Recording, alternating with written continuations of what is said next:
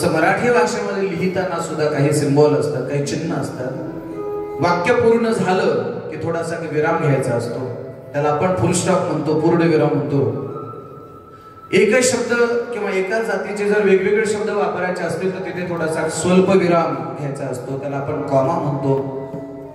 Inverted comma, अवतरण चिन्ह, प्रश्नार्थक चिन्ह, प्रश्न विचारायचा असेल तर प्रश्नार्थक चिन्ह, हे विराम चिन्ह सुद्धा फार महत्वाचे असतात. नायबाब अक्षर फार महत्वाचे असतात. अक्षर जर लिहिताना इकडे तिकडे गेली अर्थाचा अनर्थ होतो, अर्थ बदलून जातो.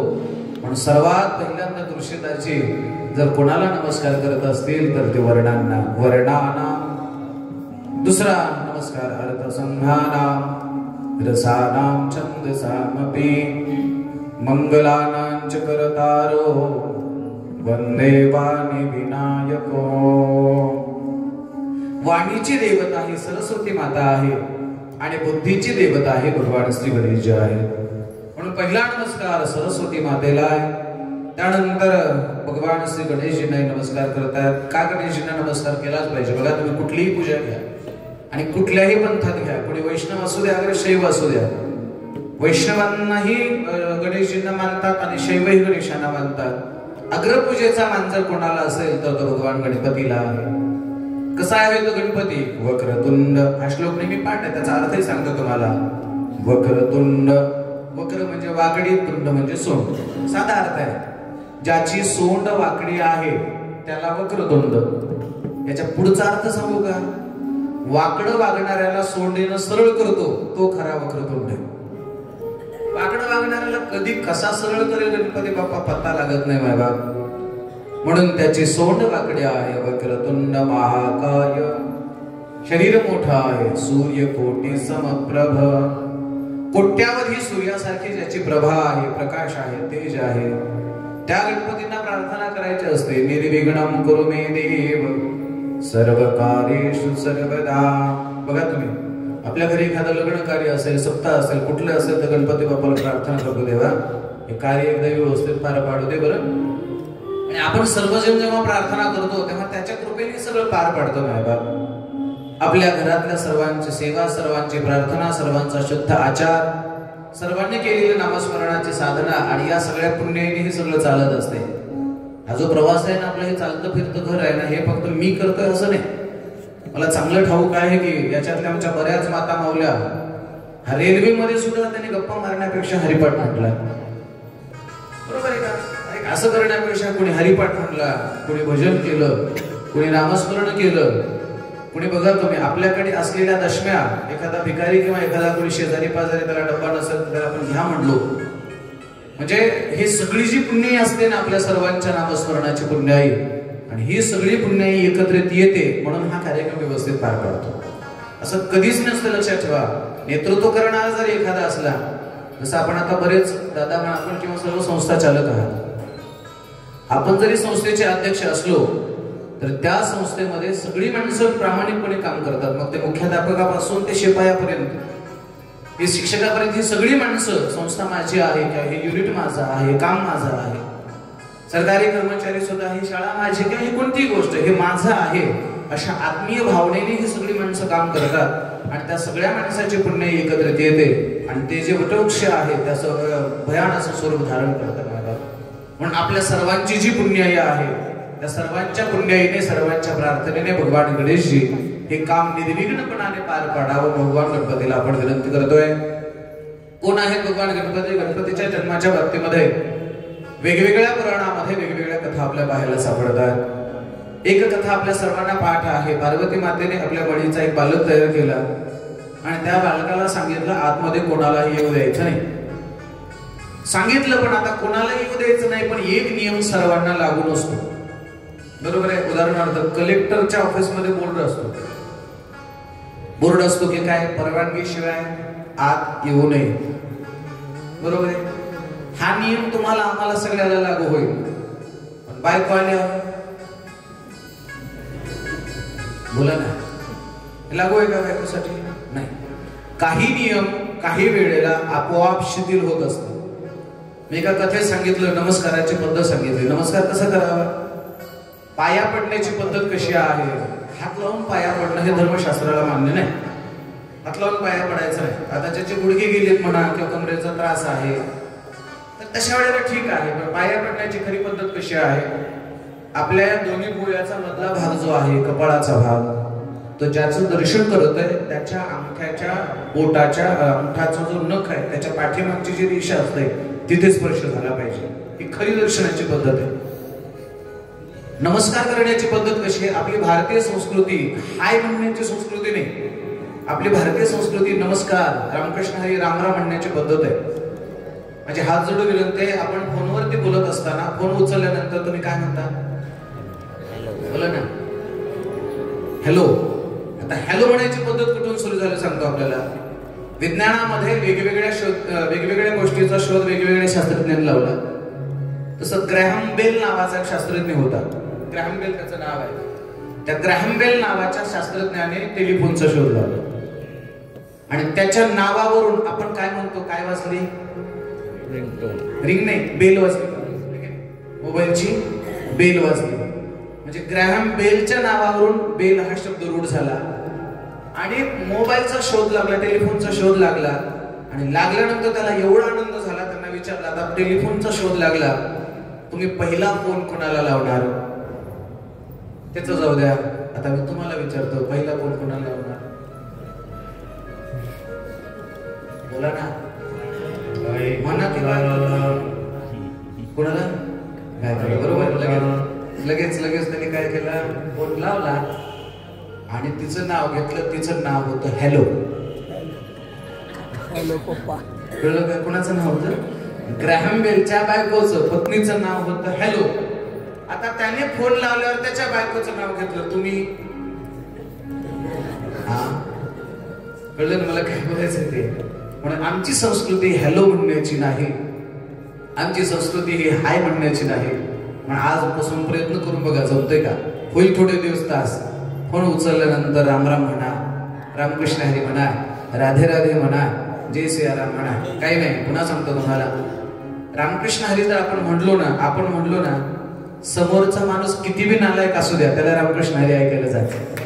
किती बी नालायक असू द्या, तो आपल्या देवाला न मानणारा जरी असला, धर्माला मानणारा जरी नसला, तर त्याच्या कानावर लागतंय. बघा तुम्ही, सांगतो तुम्हाला, आपला पक्ष वाढवला पाहिजे महाराज. आपला पक्ष वाढवला पाहिजे. आपण ज्या पक्षाचं काम करतो, आपण धर्माचं काम करतोय, आपला धर्म वाढला पाहिजे. धर्माला विरोध करणाऱ्या माणसापर्यंत आपल्याला हे पोहोचवायचंय. रामकृष्ण हरी राम, ज्याला आपण हॅमरिंग म्हणतो ना, ते केलं पाहिजे. मित्रांनो, बघा तुम्ही, ज्या क्षेत्रातली माणसं त्या क्षेत्रातली माणसं वाढवण्याचा प्रयत्न करतात. बरोबर आहे. समजा कोणी बीजेपीचं काम करत असेल तर चालता चालता भाजपची भूमिका मांडतात. कोणी काँग्रेसचं काम करत असेल तर चालता चालता ते त्यांच्या पक्षाचं, म्हणजे सगळी आपली आपली माणसं वाढवण्याचा प्रयत्न करतात. केला पाहिजे. आणखी पुढे सांगू का? तंबाखू खाणारा माणूस सुद्धा चालता चालता 10-5 कार्यकर्ते सोबत तयार करून जातो. खाऊन तरी वगैरे याची काय मजा असते काय माहिती. मी तुम्हाला बोलायला नाही, पुण्याकडे तुमच्या मनावर घेऊ नका.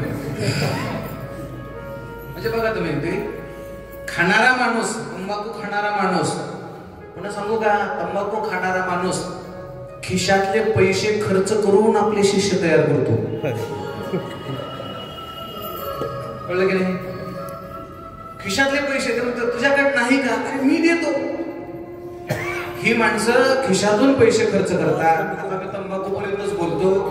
अयोध्येत असल्यामुळे पुढे जाणार नाही, दारूचा तर विषय घेणारच नाही. ही पिणारी खाणारी माणसं जर आपल्या आयुष्यामध्ये जर 10-20 शिष्य जर तयार करत असतील आणि त्यांचे कार्यकर्ते जर वाढवत असतील तर आपण धर्माची माणसं आहोत. आपण सुद्धा आपले कार्यकर्ते वाढवले पाहिजेत, वाढवले पाहिजेत महाराज. बसल्या बसल्या आपण ह्या रामाच्या कथा सांगितल्या पाहिजे, कृष्णाच्या कथा सांगितल्या पाहिजे. आणि फोनवर बोलताना सुद्धा राम राम, रामकृष्ण हरी, जय हरी, काही म्हणा महाराज. राम कृष्ण हरी, राम कृष्ण हरी, राम कृष्ण हरी, राम कृष्ण हरी.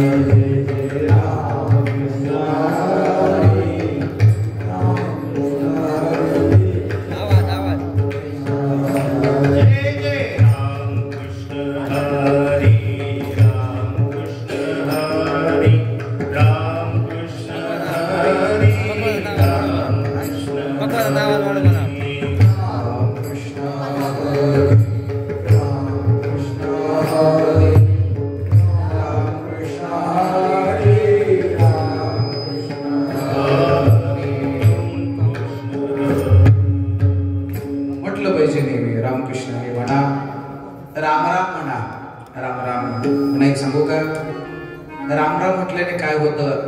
शरीरातला राम, त्याच्या शरीरातला राम आणि दोघांचा राम जेव्हा एकत्रित येतो तेव्हा दोन्ही माणसं रामरूप होतात महाराज. राम म्हणता रामाची होई जे, पदी बैसोनी पदवी घेई जे. राम राम म्हटलं पाहिजे. पुन्हा एक गोष्ट विनंती, बोलताना राम राम म्हटलं पाहिजे, जेवताना सुद्धा राम राम म्हटलं पाहिजे. दादा मी ठाणे जिल्ह्यात एक डहाणू नावाचा तालुका आहे. त्या डहाणूमध्ये शांतिमा पजवाणीचा फार सुंदर आश्रम आहे. तिथे कीर्तनाला गेलो होतो आणि मुंबई परिसरातले लोक महाराज त्यांच्याकडे वेळ कमी आहे पण परमार्थाचा खूप आनंद घेतात. हरिपाठ असू द्या, भजन असू द्या, मस्तपैकी नाचत गात असं मस्त भजन करतात. रेल्वेने गेलो होतो, सकाळी गेलो, दिवसभर थांबलो. सायंकाळच्या वेळेला हरिपाठ झाला. हरिपाठाच्या मध्ये सगळी तरुण मुलं मुली सगळी महिला पुरुष बेधुंद होऊन नाचत होते. हरिपाठ झाला लगेच कीर्तन आणि तिकडे कीर्तन झाल्यानंतर जेवण असतं. कीर्तन झालं, आम्ही जेवायला बसलो. त्यावेळेला वाढणारी माणसं वाढत होती. वाढताना तो म्हणत होता, ऐका मी अनुभव सांगतो, वाढताना तो म्हणत होता चपाती राम, भाजी राम, भात राम. म्हणजे वाढणाराही राम म्हणत होता, ऐकणारा राम ऐकत होता. म्हणजे रामाचं भजन ऐकता ऐकता, रामाचं नाव ऐकता ऐकता केलेलं भोजन हे साक्षात प्रसादाचं रूप आहे ना महाराज. पवित्र ते अन्न हरी चिंतनी भोजन, एरविठा पोट भरे चांगमशकाचे परी. जेवून तो झाला हरी चिंतनी केला काला, तुका म्हणे चवी आले जे का मिश्रित विठ्ठले. त्या अन्नामध्ये राम नामाचं मिश्रण होते. म्हणजे बरं का, आता बरं का, सगळं वाढणाऱ्याने सुद्धा, वाढणाऱ्याने आणि जेवणाऱ्याने सुद्धा काय म्हणायचं, भाजी राम. आपल्याकडे कसं म्हणतात वरण, एवढं रगेलपणे म्हणल्यावर ते जेवणारं सुद्धा वाटतं इथून उठून जावं का काय.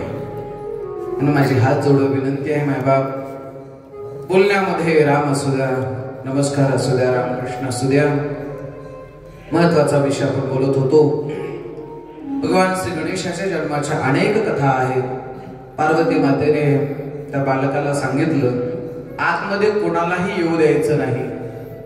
पण हा नियम मात्र सर्वांना लागू ठरेल, सर्वांना लागू आहे. पण महादेवाला मात्र हा नियम कसा लागू ठरेल.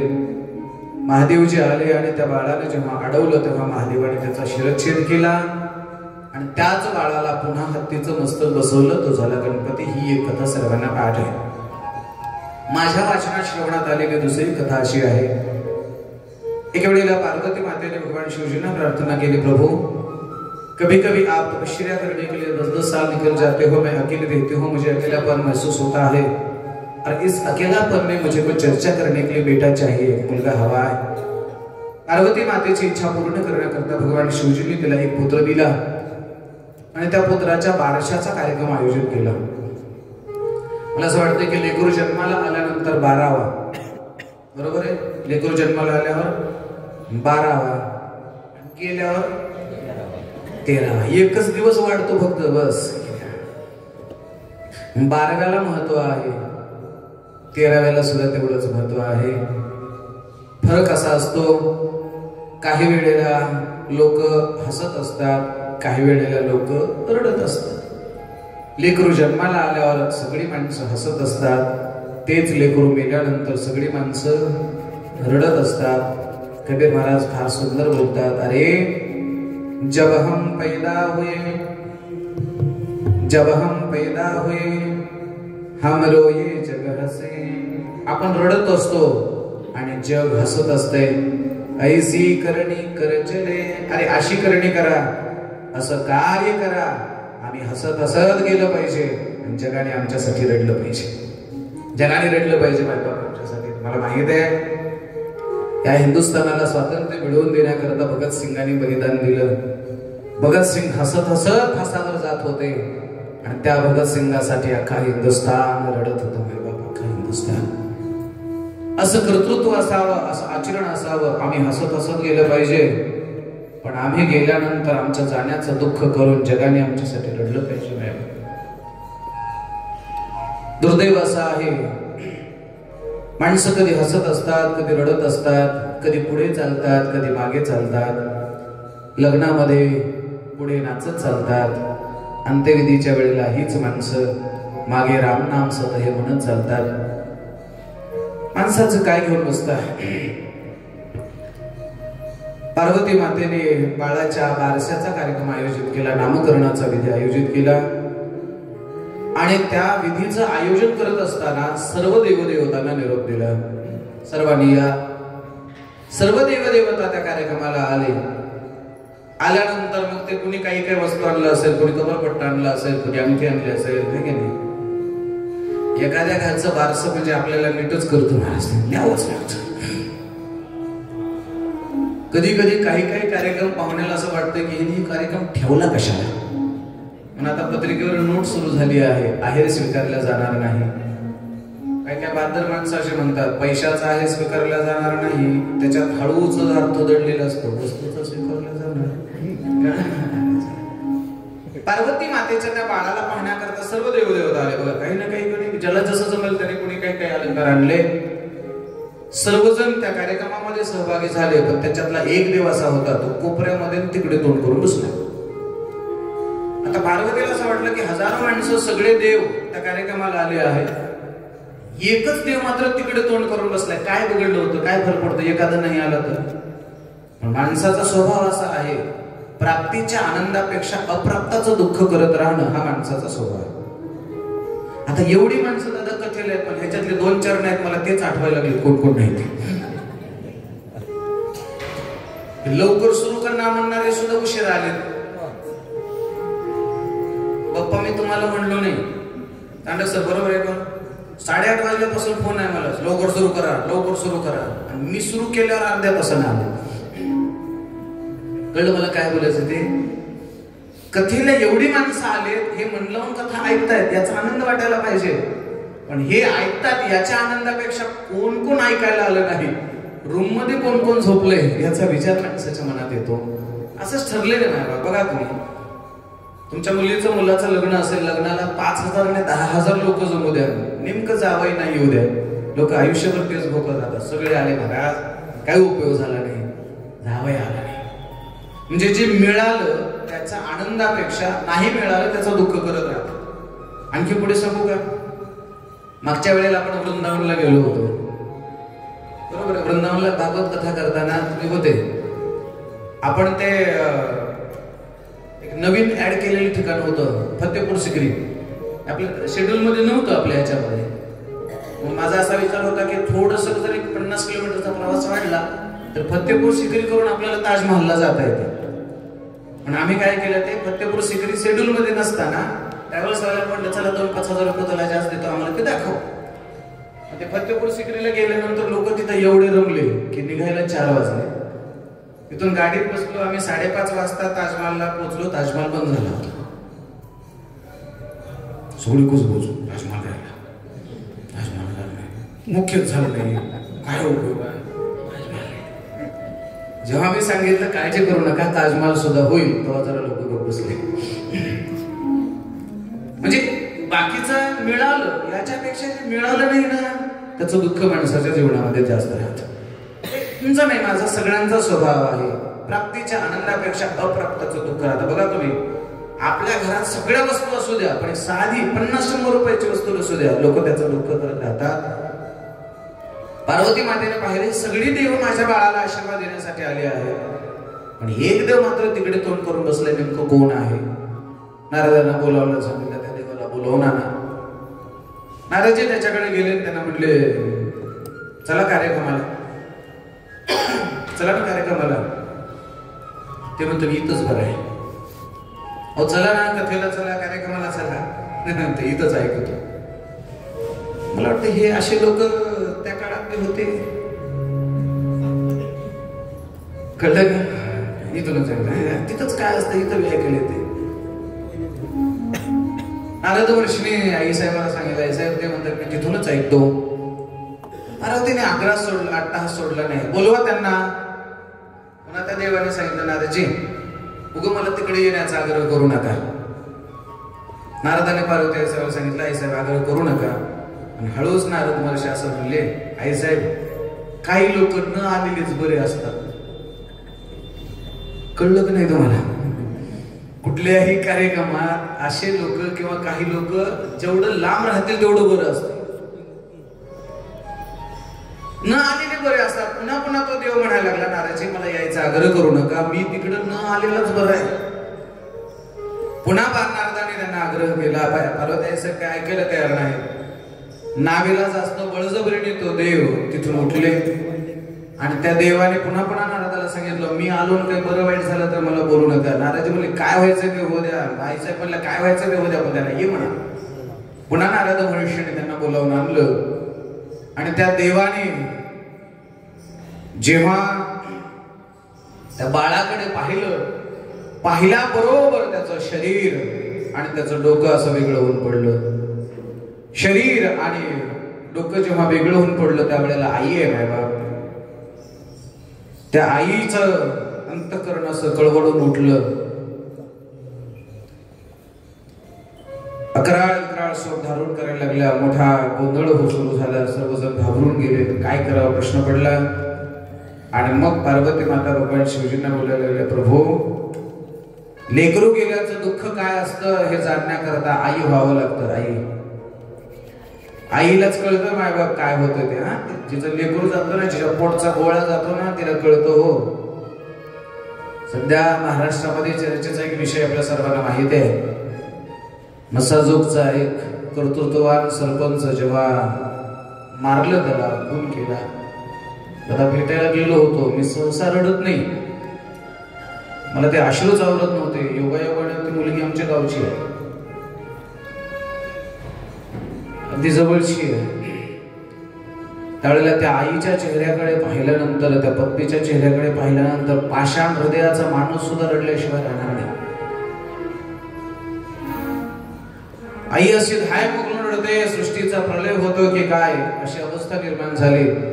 त्यावेळेला भगवान शिवजीने शुंभ आणि निशुंभाला बोलावलं, उत्तर दिशेकडे पाठवलं आणि जो कोणता पहिला प्राणी माणूस जो कोणी सापडेल त्याला तुम्ही शिरच्छेद करून त्याचं डोकं आणा, याला आपण बसूयात.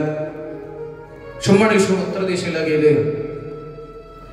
कोणता प्राणी घ्यावा त्यांच्यात वाद सुरू झाला. हा घ्यावा का त्या घ्यावा, तो घ्यावा का तो घ्यावा, असं करता करता एक मत झालं आणि हत्तीचं मस्तक त्याने तोडून किंवा छाटून आणलं आणि भगवान शिवजींच्या हातात दिलं. भगवान शिवजींनी त्यांना हत्तीचं मस्तक बसवलं. काही विज्ञान मांडणारी माणसं सुद्धा आता याच्यावरती थोडस आक्षेप घेतात. हत्तीचं मस्तक माणसाला बसेल. एखाद्याच्या डोळ्याचा जर अपघात झाला तर त्या माणसाला माणूस सोडून दुसऱ्याचा डोळा सुद्धा बसवतात. हे तर माहिती आहे आपल्याला. कधी कधी माणसाच्या शरीराला इतर प्राण्यांचे अवयव सुद्धा बसतात. म्हणजे आपल्याकडे डॉक्टर सुद्धा आहेत. म्हणजे त्या काळातलं मेडिकल सायन्स सुद्धा एवढं डेव्हलप होतं, एवढं विकसित होतं, हे आपल्याला यातून कळेल. हत्तीला संस्कृतमध्ये म्हणतात गज, इंग्रजी मध्ये म्हणतात एलिफंट, हिंदीमध्ये म्हणतात हाथी आणि मराठीमध्ये म्हणतात हत्ती. या हत्तीचं मस्तक त्या बाळाला बसवलं. मस्तक याला शब्द आहे मराठीमध्ये आणि संस्कृतामध्ये आनन आणि हत्तीला शब्द आहे गज. गज अधिक आनन याचं एकत्रित जर केलं तर त्याचं नाव होतं गजानन. या भगवान श्री गणेशांची प्रतिष्ठापना झाली. आणि शंका येईल की मग तो देव कोण होता. तो देव, त्या देवाचं नाव सांगेन मी आपल्याला. सूर्य आपल्या सर्वांना माहित आहे. विवस्वान नावाचा सूर्य, या विवस्वानाच्या पत्नीचं नाव आहे संज्ञा देवी आणि विवस्वान आणि सूर्य यांचे पुत्र आहेत शनिदेव. शनी मोठा होतोय, तारुण्यामध्ये येतो आणि तारुण्यामध्ये आला की मायबापाची इच्छा होते की पोराचं लग्न करावं. त्या काळात होतं, आता आहे, भविष्यातही राहणार आहे. मायबापाला पोराचं लग्न लवकर करावं का वाटतं. त्यांना अपेक्षा असते की आणि लवकर आपल्याला लाथा घालून बाहेर काढा लवकर. शनिदेवाची आई शनीला म्हणते, शनी यावर्षी लग्न करावं. शनी महाराज म्हणले, आई नाही, पुढच्या वर्षी करू. पुन्हा एक वर्ष गेलं, पुन्हा शनिदेवाला आई म्हणते, बाळा यावर्षी लग्न. शनी महाराज म्हणले, आई पुढच्या वर्षी करू. असं करता करता करता 2-4 वर्ष झाले. मग आईने थोडं शनी महाराजांना इमोशनली ब्लॅकमेल करण्याचा प्रयत्न केला आणि शनिदेवाला बोलायला लागले, शनी लग्न करणार आहेस नाहीतर मी आत्महत्या करून माझा जीव देईन. थोडस भावनिक बनवलं आणि आईच्या भावनेला बळी पडून शनिदेवाने नागेला जास्त लग्नाला होकार दिला. शनिदेवाचा आणि नागकन्येचा विवाह झाला. विवाह झाले 2 दिवस झाले, 4 दिवस झाले, 8 दिवस झाले, 15 दिवस झाले, महिना झाला, 2 महिना झाला, 6 महिने झाले. शनिदेवाने पत्नीला बोललं तर सोडा, त्याच्याकडे पाहिलं सुद्धा नाही. मी शनिदेवाचं सांगतोय, शनिदेवाचं सांगतोय. 6 महिने झाले, वर्ष झालं, बायकोला बोलले नाही. 2 वर्ष वाट पाहिली त्या माऊलीने. 2 वर्ष वाट पाहिल्यानंतर एके दिवशी बोलावून घेतलं. शनी महाराज समोर उभे आहेत, तुझ्याकडे पाहतोय, खाली मान घालून उभे आहेत. आणि आता चिडलेल्या नागकन्येने शनिदेवाला प्रश्न विचारला. I want to ask with you, हमें आपसे पूछना है, सवाल पूछना है. बोलो कौन सा सवाल पूछना है? यदि मेरी तरफ देखना ही नहीं था, यदि मुझे बोलना ही नहीं था, तो मुझसे शादी करके मेरा आयुष्य, मेरी उम्र बर्बाद क्यों की? पाहायचं नव्हतं, बोलायचं नव्हतं, माझ्याशी संसारच करायचा नव्हता, तर माझ्या आयुष्याचं वाटोळं करण्याचा अधिकार तुम्हाला कोणी दिला? शनिदेव तरीही खाली मान घालून उभे आहेत, बोलतही नाहीत, पाहतही नाहीत. आणि त्यावेळेला नागकन्येने रागाच्या भरामध्ये त्यांना शाप दिला. तुम्ही माझ्याकडे पाहणार नसाल तर नका पाहू, पण एका स्त्री शक्तीचा शाप आहे तुम्हाला. तुम्ही आयुष्यात कोणाकडे पाहू शकणार नाही, कोणाकडे पाहू शकणार नाही. तुम्ही ज्याच्याकडे पाहाल त्याचा सर्वनाश झाल्याशिवाय राहणार नाही, सत्यानाश झाल्याशिवाय राहणार नाही. आणि असा शाप दिल्याबरोबर खाली असणारी शनिदेवाची मान सरळ झाली. डोळे उघडून पहिली नजर तिच्यावर टाकल्यावर नागकन्या जागेवर जाऊन बसबसा झाली. मग तेव्हापासून शनिदेवाने आपल्या भोवयाचे केस लांबवले. शक्यतो शनी महाराज कोणाकडे बघत नाही, पण आमची येडपट माणसं त्यांच्या देवाच्या मंदिरात जातात तर म्हणतात जरा आमच्याकडे बघा. कशाला? उलट त्यांना म्हटलं पाहिजे, नीलांजल समाभासम रविपुत्रम यमाग्रजम छाया मार्तंड संभूतम तन्नमामि शनैश्वरम. रविपुत्र, रवी म्हणजे सूर्य. नीलांजल समाभासम रविपुत्रम यमाग्रजम, यमाचा मोठा भाऊ आहे, यमाची बहीण आहे यमुना मैया, असं म्हणतात. यमुना आपल्या यमुनोत्रीची कथा ही पुढे सांगणार आहे. नीलांजल समाभासम रविपुत्रम यमाग्रजम छाया मार्तंड संभूतम तन्नमामि शनैश्वरम. शनिदेवाला म्हटलं पाहिजे, प्रार्थना केली, नमस्कार करायचा. शनिदेवाला काय म्हणायचं? हे माझ्याकडे बघू नको बाबा, यांच्याकडे, तुमच्याकडे नाही, म्हणजे शेजाऱ्याकडे बघ म्हणायचं, म्हणजे आपल्याकडे बघू द्यायचं नाही. बोलू आता माझा प्रश्न आहे तुम्हाला, शनिदेवाला कुणी शाप दिला? झोपले का काय? कुणी कुणी कुणी दिला? बायकोने शाप दिला. कुणाला? देवाला. तुमच्या पाया पडतो, हे शाप देत नाही बरं. कळलं का नाही? बायकोचा शाप जर शनीला लागत असेल तर तुम्हाला लागणार नाही होय? त्यांच्या शब्दातली ताकदच माहित नाही तुम्हाला. बायकोने शाप दिल्यावर तिच्या शब्दातली ताकद सांगू का? 22 वर्ष माझी आई, माझी आई, माझी आई, माझ्यासारखी आई नाही म्हणणार लेकरू 6 महिन्याच्या आत जर माईला सोडून बाहेर वेगळं राहत असेल तर कसली ताकद असेल महाराज त्यांच्या शब्दात. त्यांच्या शब्दाचं नाजच करायचं नाही, हे खूप फार मोठी ताकद आहे माय बाबू. माझी पुरुष मंडळीला हात जोडून विनंती आहे बरं का, बायकोने आपल्याला तळतळून शाप द्यावा एवढा त्रास आपण आपल्या पत्नीला कधी द्यायचा नसतो, द्यायचा नसतो. पुन्हा एक गोष्ट सांगू का, मला बोलायचंय पुढे ग्रस्त आश्रम. चला, रामाचा आदर्श ग्रस्त आश्रम हे पुढे मला सांगायचा आहे. अशी ही भगवान श्री गणेशाची सुंदर सुनारी कथा. या भगवान श्री गणेशांना आपण प्रार्थना करूया. निर्विघ्नं कुरु मे देव सर्व कार्येषु सर्वदा. हे भगवान शिवजी नायकजी गणेशजी, आम्ही हे घेतलेलं काम निर्विघ्नपणाने पार पाडावं. पुढे वंदना करत असताना भगवान शंकर वंदे श्रद्धा विश्वास रूपिणा याभ्याम विनान पश्यन्ति सीता स्वान्तस्तमेश्वरम्. वंदे बोधमयं नित्यं गुरुं शंकर रूपिणम्. यमाश्रुतो हि वक्रोऽपि चन्द्रः सर्वत्र वन्दते. भगवान शिवजींचं वर्णन करत असताना ज्यांच्या डोक्यावरती चंद्रमा आहे, यमाश्रतो हि वक्रोपी, वाकडा असणारा चंद्र आहे. आपल्या सर्वांना माहित आहे चंद्राला शाप होता, इंद्रा पडली भोग, चंद्र झाला काळा. आणि त्यावेळेला मग चंद्राने आश्रय घेतला तो भगवान शिवजींचा. भगवान शिवजीने त्याला वरदान दिलं होतं, तू माझ्या डोक्यावर कायम राहशील. असं चंद्राला बरेच वरदान आहेत. रामाने सुद्धा चंद्राला वरदान दिलं होतं, सतत माझ्या सोबत, माझ्या नावासोबत तुझं नाव आहे. नाहीतर राम आणि चंद्र यांचा तसा काही संबंध नाही. पण रामाचा जय जयकार करताना बोलिये राम भगवान की जय असं कधीच म्हणत नाही. रामासोबत चंद्राचा उल्लेख, श्रीराम चंद्र भगवान की. झोपले का काय चैतरी म्हणा ना, बोलिये श्रीराम चंद्र भगवान की जय. ज्या ज्या वेळेला आपण रामाचा जय जयकार करतो, रामासोबत चंद्राचा उल्लेख होतो. याला कारण काय आहे मी सांगेन पुढे. रामजन्माच्या प्रसंगाच्या वेळेला चंद्र रामासोबत काय वगैरे हे सगळं आपल्याला पडायचं आहे. पुढे आहे का, ज्यांच्या डोक्यावरती मस्तकावरती वाकडा चंद्र हा सुशोभित आहे, यमाशतो हि वक्रोपी, वक्र म्हणजे वाकडा, चंद्र सर्वत्र वंदते, सीताराम गुणग्राम पुण्यारण्य विहारण, वंदे विशुद्ध विज्ञान कवीश्वर कपेश्वर. पुढे वंदना करत असताना, नमस्कार करत असताना, कवीश्वर म्हणजे सर्व कवींचे ईश्वर, सर्व कवींचे मूळ कवी, ज्यांना मी आद्य कवी म्हणतो आहे त्या वाल्मिकी ऋषींना नमस्कार. कवीश्वर वाल्मिकी आणि कपीश्वर महारुद्र हनुमंत. वंदे विशुद्ध विज्ञान कवीश्वर कपीश्वर. आणि त्यानंतर नमस्कार करत असताना तुळशीदासजी कुणाला वंदन करतात ऐका.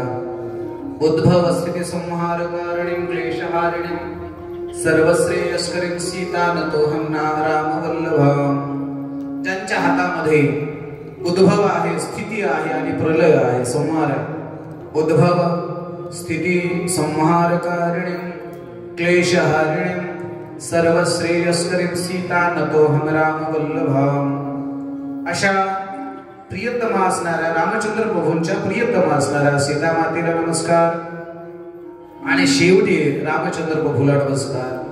यन्माया वशवर्ते विश्वमखिलं ब्रह्मादि देवासुरा यत्सद्वाग वशैव भाति सकलं रज्जोह्यता येन भ्रमा यत्पादप्लवमेकमेव हि भवाम्बोधे स्थितिर्षावतां. वन्देऽहं तमशेष कारणं परम रामाख्यमीशं हरिं. या रामचंद्र प्रभूला नमस्कार. आणि आता शेवटच्या श्लोकातून 7व्या श्लोकातून तुळशीदासजी लिहित आहेत, मी रामायणाची कथा निरूपण करत असताना, रामायण हा ग्रंथ लिहित असताना कशा कशाच्या आधाराने हा ग्रंथ लिहिला. नाना पुराण, वेगवेगळ्या पुराणाचा आधार घेतला. नाना पुराण निगमागम संमतम यद रामायणे निगदितं क्वचिदन्यतोपि. वेगवेगळ्या ग्रंथाचा आधार घेऊन, वेगवेगळ्या पुराणाचा आधार घेऊन मी रामायण हा ग्रंथ लिहिला. आता पुढचा प्रश्न विचारला तुळशीदासांना, सांगा तुम्ही रामायण कशासाठी लिहिलं, कशासाठी लिहिलं. तुळशीदासाने सांगितलं, हे रामायण स्वांत सुखाय तुलसी रघुनाथ गाथा भाषा निबंधमती मंजुल मातनोती. स्वांत, मी हे रामायण माझ्या सुखासाठी लिहिलंय, माझ्या आनंदासाठी लिहिलंय. लक्षात ठेवा, रामायण हे दुसऱ्याच्या आनंदासाठी नाही, तर रामायण हे स्वतःच्या आनंदासाठी असावं. भजन हे दुसऱ्याच्या आनंदासाठी नाही, तर भजन हे आपल्या आनंदासाठी असावं. पुन्हा एक गोष्ट सांगू का, भोजन सुद्धा भोजन दुसऱ्याच्या आनंदासाठी नाही, तर भोजन हे आपल्या आनंदासाठी असावं. कारण कधी कधी सांगू का, कधी कधी आपल्याला अजिबात भूक नसते, पण आपल्याला जेवायला बसावं लागतंय. नाविलाजावं का, जवळचा सोयर आहे, नाराज होईल. म्हणजे त्याच्या आनंदासाठी जर तुम्ही भोजन करत असाल, तर असं केलेलं भोजन पचत नाही. त्याचा परिणाम ते भोजन म्हणजे काय, पित्त तरी वाढवतं किंवा प्रकृती तरी वाढवतं. दुसऱ्याच्या समाधानासाठी, दुसऱ्याच्या आनंदासाठी केलेलं भोजन, दुसऱ्याच्या आनंदासाठी केलेलं भजन आपल्याला कधी आनंद देत नाही. भजन किंवा भोजन दुसऱ्याच्या आनंदासाठी नाही, तर आपल्या आनंदासाठी केलं पाहिजे. स्वांत सुखाय तुलसी रघुनाथ गाथा भाषा निबंधमती मंजुल मातनोती. रामायणाची कथा, रामायण हे दुसऱ्यासाठी नाही.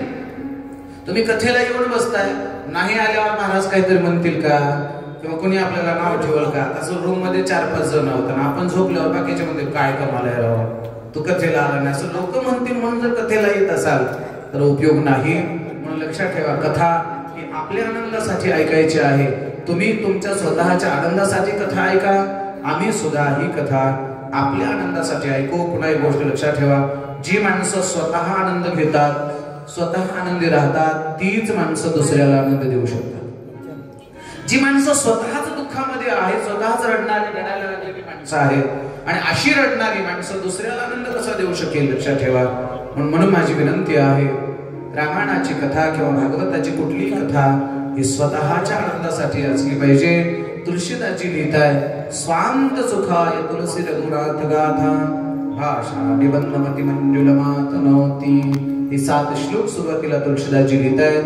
आणि मग पहिला सोरठा आहे, जो सुमिरत सिद्धी होई, गणनायक करिवर वदन, करव अनुग्रह सोई बुद्धिरासी सुबगुण सुदन, मूक होई वाचाल पंगु चढई गिरीवर गहन, जास कृपा सुदयाल द्रवो सकल कलिमल दहन, नील सरोवर हस्साम तरुण अरुण बारिज नयन, करव सोम मोर धाम सदा चिर सागर सयन, कुंद इंदु समदेह उमा रमण करुणा अयन, जाहि दीन परनेह करौ कृपा मर्दन मयन, बंदव गुरुपद कंज कृपा सिंधु नर रूप हरे, महामोहतम कुंज जासो भजन कवी कर निगर. सुरुवातीला हे 4 सोरठे लिहितायत आणि 5वा दोहा तुलसीदासजी लिहितायत. कोणता दोहा ऐका. बंदव गुरुपद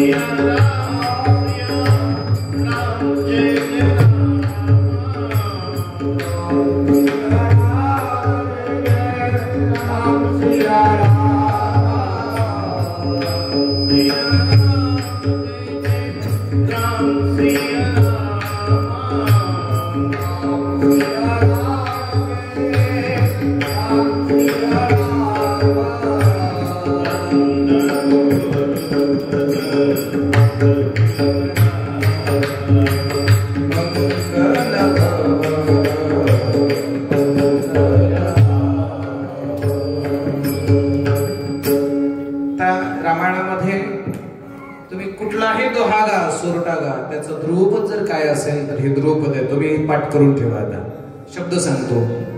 मंगल भवन अमंगल हारी, द्रवहु सुदशरथ हजीर बिहारी. तुम्ही हरिपाठाचा पूर्ण कुठलाही अभंग म्हणा, त्याचं ध्रुवपद काय? हरिमुखे म्हणा, हरिमुखे म्हणा, पुण्याची गणना कोण करी, हे ध्रुपद. नाथ महाराजांचा हरिपाठ म्हणा, कुठलाही अभंग म्हणा, त्याचं ध्रुपद ठरलेलं आहे. हरिमुखे गाता हरभरे चिंता त्यानाही मागुता जन्म घेणे. तुम्ही बाळक्रीडेचा कुठलाही अभंग म्हणा, त्याला ध्रुपद काय? माझी वाणी तुझे वर्णी गुणनाम, ऐसे रे प्रेम काही कळा. तसं रामायणातला तुम्ही कुठलाही दोहा गा, त्या दोह्यासाठी ध्रुपद ठरलेला आहे. मंगल भवन अमंगल हारी, द्रवहु सुदशरथ हजिर बिहारी मंगल मंगल करणारा अमंगलहारी म्हणजे अमंगल घालवणारा सरळ साधा अर्थ आहे बघा सर्वांचं मंगल करणारा साधा भाषा सगळ्यांचं चांगलं करणारा आणि वाईट घालवणारा तो भगवान आहे मंगल भवन अमंगलहारी द्रवहो सदशरथ हजिर बिहारी तुळशीदासजी सुरुवातीला वंदना करत असताना अनेक जी वंदना करतात संस्कृताचं ट्रान्सलेशन करत असताना जो सुमिरत सिद्धी होई ज्यांच्या स्मरणाने सर्व सिद्धी प्राप्त होतात गणनायक गरीबर बदना जो सर्व गणांचा स्वामी आहे मालक आहे करवो अनुग्रह सोयी बुद्धिरासी शुभगुण सदन त्यांना आमचा नमस्कार किंवा वंदना त्यांनी आमच्यावर कृपा करावी आणि आमचंही कार्य सिद्धीला न्यावं त्यांच्या कृपेने काय होत आहे आपल्याकडे श्लोक आपण नेहमी ऐकतो मोकम करोति वाचालम पंगोलंगयते गिरम यत्कृपातमः वंदे परमानंद माधवम देवाची कृपा झाल्यानंतर काय होते मोकम करोति वाचालम म्हणजे मुका सुद्धा बोलणारा होऊ शकतो पंगोलंगयते गिरम पंगू म्हणजे हँडिकॅप अपंग दिव्यांग अपंग माणसं सुद्धा देवाची कृपा झाल्याच्या नंतर गिरी डोंगर सुद्धा चढू शकतात यत्कृपातमः वंदे परमानंद माधवम त्याच्या कृपेने काय होत नाही त्या देवाला नमस्कार जो तो श्लोक आहे त्याचं बरोबर ट्रान्सलेशन तुळशीदासांनी या सुरट्यामध्ये केलेलं आहे मूक होई वाचाल म्हणजे मुक्या माणसाला वाचा मिळू शकेल बोलू शकतील पंगो चढई गिरीवर गहन पंगो म्हणजे अपंग माणसं सुद्धा डोंगरावर चढू शकतील अशा गुरुदेवांना अशा भगवंताने आमच्यावर कृपा करावी तो देव कसा आहे त्याचं वर्णन करत असताना नील सरोवर श्याम निळ्या कमळासारखा ज्यांचा श्याम वर्ण आहे पूर्ण उमललेल्या लाल कमळासारखे ज्यांचे नेत्र आहेत देवाच्या डोळ्याचं वर्णन आहे का तरुण अरुड पारिज नयन करहु सोमम उरधाम सदा क्षीर सागर सयन जे नेहमी क्षीरसागरामध्ये शयन करतात आणखीन काय आहे ज्यांचं शरीर जो कसा आहे कुंद इंद समदेह कंद पुष्पासारखं ज्यांचं शरीर आहे चंद्रमा सारखा ज्यांचा वर्ण आहे आणि जे पार्वतीचे प्रियतम आहेत अशा भगवान शंकरजींनाही माझा नमस्कार असेल ज्या ही दिन परनेह करू कृपा मर्दन मयन बंदव गुरुपद कंज कृपा सिंधु नर रूप हरी गुरुदेवांचाही नमस्कार अशा अनेक देवदेवतांना वंदना करत असताना तुळशीदासजी गुरूंना वंदन करतात देवदेवतांना वंदन करतात साधू संतांना सुद्धा वंदन करतायत साधू कसे असतात महाराज गुरुपद रज मृदु मंजुल अंजन नयन अमिह दृग दोष विभंजन ते करे विमल विवेक विलोकना बरणम रामचरित भवमोचन मुद मंगलमय संत समाज जो जग जंगमा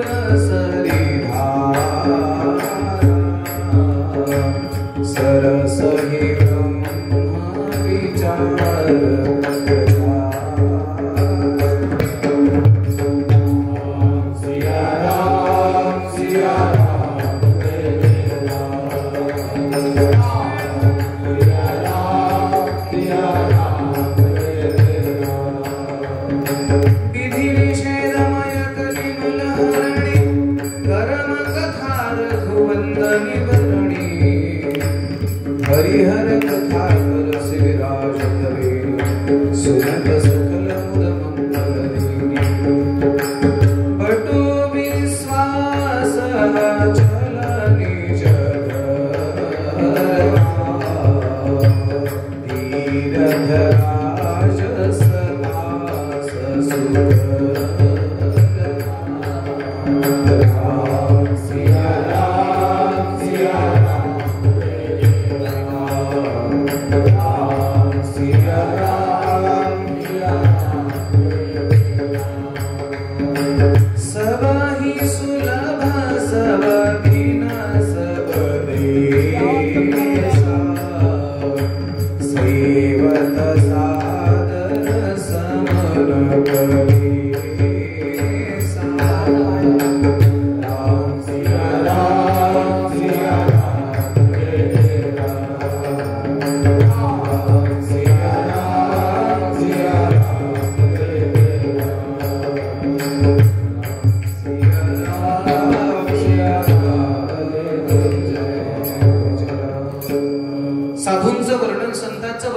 असताना तुळशीदासजी संतांना तीर्थराज प्रयागची उपमा देत आहेत.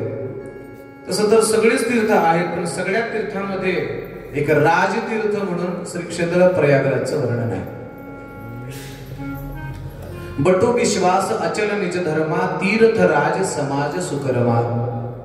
सर्व तीर्थांचा राजा प्रयाग का आहे याचं कारण आहे, सगळेच तीर्थ तिथे एकत्रित येतात. प्रयागराजचं वैशिष्ट्य आपल्या सर्वांना माहित आहे. यावर्षी तर प्रयागराजला फार मोठा कुंभ आहे, आपल्या सर्वांना माहित आहे. योगायोगाने आपल्याला त्याच महिन्यामध्ये त्याच काळात आपल्याला कुंभाचं स्नान घडणार आहे. आपण 4 तारखेला प्रयागराजचं स्नान करूनच पुढचा प्रवास करणार आहोत. आपण प्रयागराजला तीर्थक्षेत्राला कुंभराजा तीर्थाचा जो राजा आहे, जसं तीर्थांचा राजा प्रयागराज तसं साधू आणि प्रयागराजला अनेक लोक स्नानासाठी उद्धारासाठी येतात.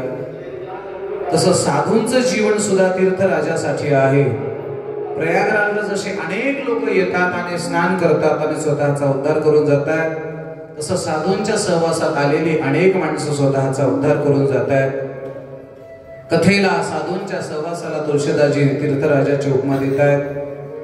आणि या तीर्थराजाच्या सानिध्यामध्ये पुन्हा एक गोष्ट तुळशीदासजी तीर्थाची उपमा देत आहेत. आणि पुन्हा तुळशीदासांना वाटते की तीर्थाची उपमा सुद्धा साधूंच्या सहवासाला किंवा कथेला कमी पडते. रामायणाची कथा सुद्धा साधूंचा सहवास आहे. इथे लक्षात ठेवा, इथे कथाकार साधू आहे, गाणारे साधू आहेत आणि ऐकणारा सुद्धा प्रत्येक व्यक्ती साधू आहे. आज आपल्या समोर बसल्यानंतर प्रत्येकाची अवस्था, आपण सगळे संसारिक प्रापंचिक सगळे भेद विसरलो. म्हणजे सगळे सगळे सगळे काल गाडीमध्ये जाग्यावरून झालेले भांडण सुद्धा आपण विसरलो. सगळे विसरलो, आपण विसरलो. आणि सगळे विसरून आपण अशी शून्य अवस्था झाली आपले, शून्य. आणि सगळं विसरून आपण आज रामकथेच्या मंडपात आहोत. म्हणजे आपण सुद्धा साधू आहोत. साधू कशाला म्हणायचं? ज्याचे 6 जण झाले आधू त्याला म्हणायचं साधू. आधू म्हणजे काय? अपंग किंवा कमकुवत. ज्याच्या जीवनातले षडविकार कमकुवत झाले, कमी झाले, तो साधू आहे. काम क्रोध जे काही षडविकार आहेत, बघा आपल्या जीवनातला राग कमी झाला की समजायचं साधूचा एक गुण आपल्याकडे आला. राग कमी झाला, आपल्या जीवनातला काम क्रोध लोभ मत्सर हे जे काही षडविकार आहेत साधूंच्या सहवासामध्ये आलं की आपल्या जीवनातले बघा तुम्ही असे विकार हळूहळू हळूहळू कमी व्हायला लागतात. तीर्थराजाची उपमा देत असताना मग तुळशीदासजी त्याच्या थोडीशी दुरुस्ती करतायत. असं म्हणतायत की तीर्थराजाची उपमा सुद्धा कथेला कमी पडते. याचं कारण असं आहे, तीर्थाकडे जावं लागतंय पण कथेकडे जायची गरज नाही. कथा आपल्याकडे येते. स्नान करायला आपल्याला प्रयागराजला जावं लागणार आहे, पण कथा इथे आली, आपल्याकडे आली, आपल्या गावात आली, आपल्या घरी आली. कथा कुठं कुठं येते? तीर्थे वापि वने वापि गृहे वा श्रवणं मतम विशाला वसुधा यत्र कर्तव्यं तत्कथास्थलम. भागवतकार बोलतात कथा कुठे कुठे होते? तीर्थे वापि वने वापि. तीर्थावरती कथा होते, वनामध्ये कथा होते म्हणजे जंगलामध्ये कथा होते. तीर्थे वापि वने वापि गृहे वा श्रवणं मतम. घरात सुद्धा कथा होते. रामायणाची कथा भागवताची कथा घरात सुद्धा होते. पण भागवतकार असं सांगतात वनातल्या कथेला सगळे लोक येतील की नाही सांगता येणार नाही. आपण सुद्धा सर्वात पहिल्यांदा वनात कथा केली होती इकडे केंद्रावर. वनातच होते रे, जंगलामध्ये, वनात. तीर्थे वापी, तीर्थावर. अयोध्येत कथा आहे. तीर्थे वापी वने वापी गृहे वा श्रवणं मतम. घरातही कथा होते. पण भागवतकार असं लिहितात घरात जर कथा केली तर त्या कथेचा आनंद सर्वांना घेता येत नाही. म्हणून काय केलं पाहिजे? विशाला वसुधा यत्र कर्तव्यं तत्कथास्थलम. विशाल म्हणजे मोठी, पटांगणाचे. वसुधा म्हणजे जागा, मैदान, पृथ्वी. जिथे पटांगणाची मोकळी जागा आहे तिथे कथेचं आयोजन करा. विशाला वसुधा यत्र कर्तव्यं तत्कथास्थलम. कथेला येत असताना कथेचं आयोजन केल्यानंतर सर्वांना निरोप दिला पाहिजे. देशे देशे, ग्रामे ग्रामे, गावागावातल्या, देशादेशातल्या सरपंचांना, पाटलांना, नेत्यांना, राजकीय पुरुषांना या सर्वांना निरोप दिला पाहिजे. सर्वांना निरोप दिला पाहिजे. सर्वांना म्हटलं पाहिजे भविष्यती कथाचात्र आगंतव्यं कुटुंबीही. भविष्यामध्ये बरं का आपण सुद्धा व्हॉट्सअपच्या माध्यमातून, पत्रिकेच्या माध्यमातून निरोप देतो. अयोध्येला कथा आहे, चला. अयोध्येला कथा आहे, चला. पंढरपूरला कथा आहे, चला. आळंदीला सप्ताह आहे, चला. निरोप दिला पाहिजे. आणि येत असताना सांगितलं पाहिजे 7 दिवस या बरं का कथेला नेवर आपण सुद्धा तळेगावला भव्य कार्यक्रम केला होता. हे सगळी मंडळी आपण एवढी सगळी कामात होतोय. आपण सर्वजण सगळे पाहुणे रावळे कर्मचारी आपले सगळे स्नेही मित्र परिवार सर्वांना सांगितलं होतं कथा आहे या, कथा आहे या. येत असताना कसं या आगंतव्य कुटुंबी कसं आलं पाहिजे. कुटुंबी आगंतव्य कुटुंबी कुटुंब सहित आलं पाहिजे. आता इथं आल्यानंतर जे जे जोडीनं आरतीला उभे राहतील त्यांना लई वाईट वाटतं महाराज. मालकाला म्हणले होते चला पण यांना काही संसार सुटतच नाही. काही काही पुरुष मंडळी एकटे आलेले त्यांना म्हणलं होतं तिला चल पण ती काही आली नाही. कुटुंबासहित आलं पाहिजे. एक गोष्ट सांगू कुटुंबासहित सिनेमाला जाण्यापेक्षा कुटुंबासहित कथा कीर्तनाला या. आपल्या जीवनाचं कल्याण झाल्याशिवाय राहणार नाही माय बाप. आगंतव्य कुटुंबी आणि जोडीनं आल्याचा फायदा सांगू का तुम्हाला. जोडीनं आल्याचा फायदा सांगू ना. रेल्वेत बॅगा चढवताना घ्या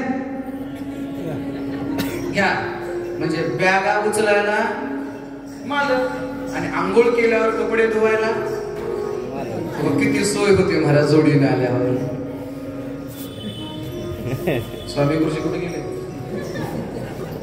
हा कळलं का. हा तुमच्यासाठी सांगतो मी बाकी काही नाही. पण कसं आलं पाहिजे आगंतव्य कुटुंबी. आयोजन करत असताना समजा 7 दिवसाची कथा असते आपल्याकडे. 7 दिवस क्षेत्रावर समजा 5 दिवसाची 4 दिवसाची जसे जमेल तशी कथा आपण करतोय. सर्वांना सांगितलं पाहिजे 7 दिवस कथेला या. सप्तरात्रम सदुर्लभ. 7 दिवस 7 रात्र तुम्ही कथेला या. लोक म्हणतात महाराज प्रपंचाचा खूप व्याप आहे 7 दिवसातलं काही कमी होईल का. आपण म्हणतो 7 दिवस जमत नसेल तर कमीत कमी 6 दिवस तरी या. लोक याच्यात वाट बघून असतात. मग 6 दिवसापेक्षा आणखी काही कमी होईल का. मग म्हणायचं बाबा 5 दिवस या. 5 दिवस या. 5 दिवस जमत नसेल तर 4 दिवस या. आता आपण सुद्धा बरं का 4-5 दिवसाची कथा. 1 दिवस गेला आजचा दुसरा दिवस आहे. राहिलेले 3 दिवस आहेत बरोबर. 2-3 दिवस जे काय ते 3 दिवस या कथेला या. बरं काही लोक म्हणतील आम्ही काय नव्हतं कथेला आलो पाहिजे. मला फिरायचं. फिरा मान्य काळजी करू नका. सगळी दर्शन होतील आपली त्याची चिंता करू नका. 7 दिवस जमत नसेल 6 दिवस या. 6 दिवस जमत नसेल 5 दिवस या. 5 दिवस जमत नसेल 4 दिवस या. 4 दिवस जमत नसेल तर तुम्ही वाट बघून येते एका दिवसावर कधी येतो. एका दिवसावर कधी येतो वाट बघून येत तुम्ही है ना. कधी कधी आम्ही काय होतं महाराज कधी कधी काय होतं असं थोडं थोडं कमी सांगावं लागतं. एखाद्या कथेमध्ये कीर्तनामध्ये जर एखाद्याला माळ घातली तर लगेच दादा आम्हाला विचारतात माळ घातल्यावर काय काय करावं लागतं. आम्ही सहज सांगतो बाबा माळ घातली ना आता मांसाहार करायचा नाही, मद्यप्राशन करायचं नाही, अधर्माचं आचरण करायचं नाही. आणि मग सहज सांगतोय आपला पांडुरंग परमात्मा आमचं वारकऱ्याचं आराध्य दैवत आहे. पंढरपूरला वर्षातल्या 12 वाऱ्या करू. आता नेमकं माळ घातल्याबरोबर लगेच जर त्याने 12 वाऱ्या सांगितल्या होते कशी माळ ठेवलं. आता 12 लगेच महिन्याला जायचं कसं शक्य आहे. मग त्याला थोडंसं का म्हणावं लागतंय महाराज थोडं काही कमी करा ना. मग त्याला मग आम्ही म्हणतो आता हळूहळू काळजी करू नको.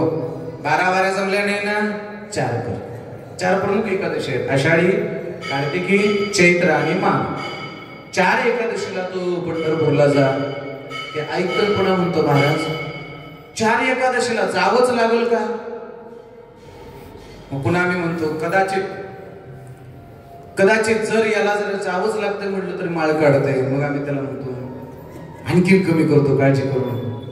मग 4 वरून आम्ही 2 वर आणतो. 2 कोणत्या आषाढी कार्तिकी विसरू नका माझं सांगत असे गुज पांडुरंग. किंवा आषाढी कार्तिकी पंढरीचे वारी साधन निर्धारी अन्य नाही किंवा आन नाही.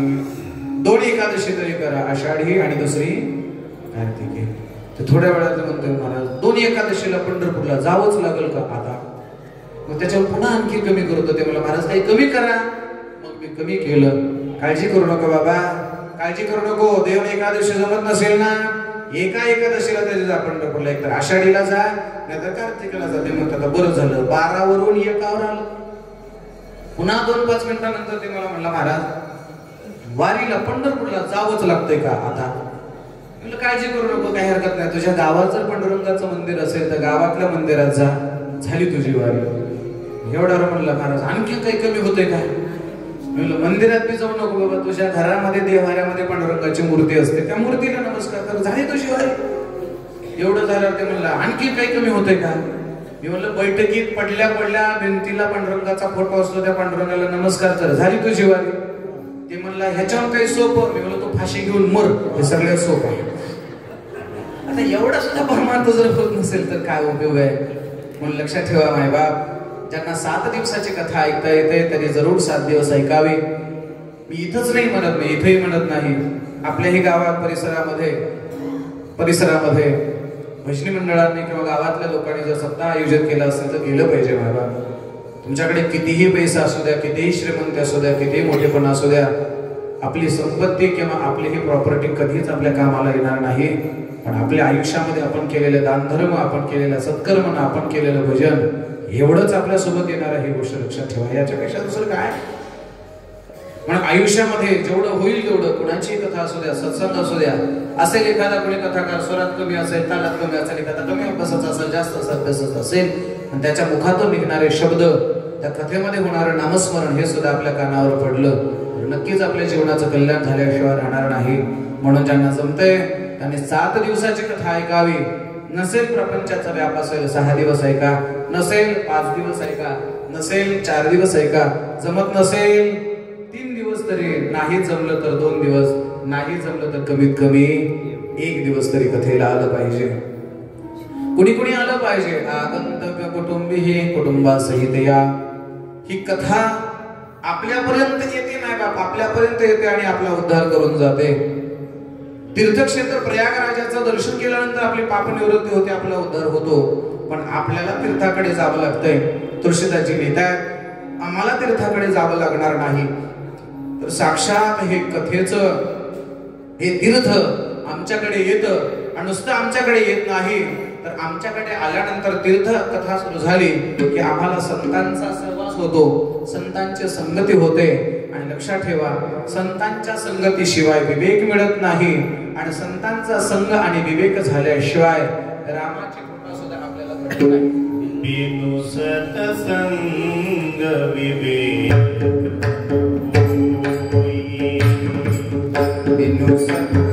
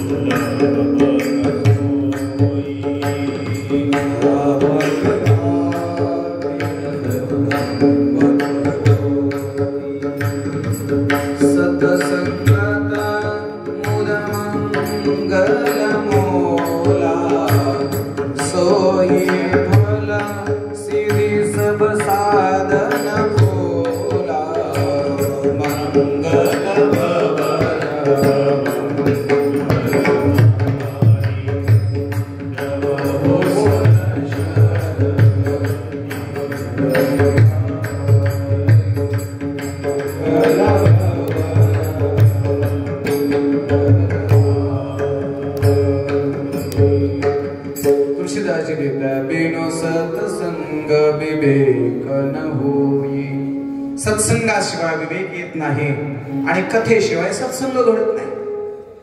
कथा कीर्तनाशिवाय संतांची संगत घडत नाही, आणि संतांची संगत घडल्याशिवाय जीवनामध्ये विवेक येत नाही. बघा तुम्ही मायबाप, हा जो प्रवास सुद्धा आहे ना, हे आपण सर्वजण संत महंत आहेत, आणि आपल्या संतांच्या सानिध्यामध्ये सुद्धा आपल्या जीवनामध्ये विवेक आला पाहिजे. विवेक आला पाहिजे. कसं आहे, एरवी तर आपल्या घरी गेल्याबरोबर जेवणासाठी ताट तयार असतं, मान्य आहे. पण कधी कधी रात्रीच्या 12 वाजता सुद्धा जेवावं लागतंय. ही सहन करण्याची शक्ती किंवा ही शिकवण म्हणजे सुद्धा विवेक. हा संतांच्या सहवाशिवाय विवेक घडत नाही. बिनु सत्संग विवेक न होई, राम कृपा बिनु सुलभ न सोई. संत संगत मुद मंगल मूला. संतांची संगत हे कल्याणाचं कारण आहे. आणि लक्षात ठेवा, काय होतो कथेच्या सानिध्यात आल्यानंतर, रामायणाच्या सानिध्यात आल्यानंतर काय होतंय. तुळशीदासजी कथेला परिसाची उपमा देतात. परीस आपल्या सर्वांना माहित आहे. परीस जर चांदीला लावला तर त्या चांदीचं सोनं होतंय. झोपले का काय, चुकलं म्हणा ना, मग कळलं ना. परीस चांदीला नाही तर लोखंडाला जरी स्पर्श केला तरी त्या लोखंडाचं सोनं होतं नाही बाप. पुढे ऐका. सठ सुधर हे संत संगती पायी, पारस परस कुधात सुहाई, मंगल भवन मंगलहारी, द्रवहो सुदशरथ विधि हरिहर कवि कोविद बानी, कहत साधु महिमा सकुचारी, मोसन कही जात न कैसे, साक बनिक मनि गुण गण जैसे. संतांचा सहवास. कथा काय आहे तर कथा ही परिसा समान आहे. लोखंड जर परिसाच्या संगतीत आलं तर त्या परिसाला, त्या लोखंडाला परीस सोनं करतं. नव्हे सोन्यासारखं किंमत वाढवतं. याच्या पुढचे एक वाक्य बोलू. लोखंड बर का, लोखंड साधा आहे, कमी किमतीचा आहे, पण परिसाच्या जर संगतीत गेलं तर लोखंडाची किंमत वाढते. असं समजून चला. आपण लोखंड आहोत आणि साधूंचा सहवास हा परीस आहे. आपण जर लोखंडा समान साधूंच्या सहवासात जर गेलो तर आपलं जीवन नक्कीच सोन्यासारखं झाल्याशिवाय राहणार नाही. म्हणून कोणाच्याही संगतीत जाण्यापेक्षा संतांच्या संगतीत गेलं पाहिजे. संतन के संग लागरे तेरी जीवने, संतन के संग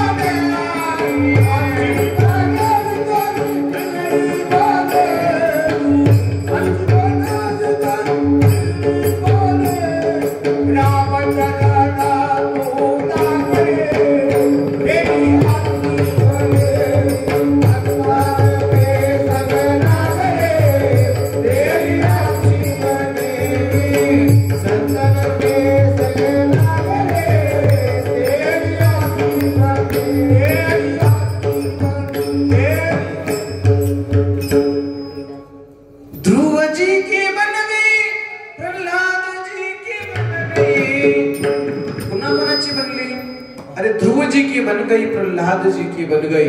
ध्रुवाला संतांचा सहवास झाला, ध्रुवाचं आयुष्य बदललं. प्रल्हादाला संतांचं आयुष्य संगती घडली, प्रल्हादाचं आयुष्य बदललं. तुमच्या माझ्या जीवनामध्ये सुद्धा एखाद्या साधूंचा स्पर्श झाला तर नक्कीच तुमचं आयुष्य बदलल्याशिवाय राहणार नाही. म्हणून माझे हात जोड विनंती, नेहमी चांगल्याच्या सहवासात राहिलं पाहिजे. नाही बघ, चांगल्याच्या सहवासात राहिलं की नक्कीच आपलं जीवन चांगलं होतंय. वाईटांच्या सहवासात राहिलं की चांगली माणसं सुद्धा संगतीने बिघडतात. आपल्या सर्वांना माहिती. लोक सहज बोलून जातात, माना महाराज देवासारखा माणूस होता, सोन्यासारखा माणूस होता, संगत वाईट लागली, परिणामतः त्याच्या आयुष्याचा घात झाला. आणि याच्या उलट काही माणसं अशी असतात. एक माणूस माझ्या समोर सुद्धा असा बसलेला आहे, दादा असा बसलेला आहे, ज्या माणसाला 20 फुटाचा रस्ता पुरत नव्हता.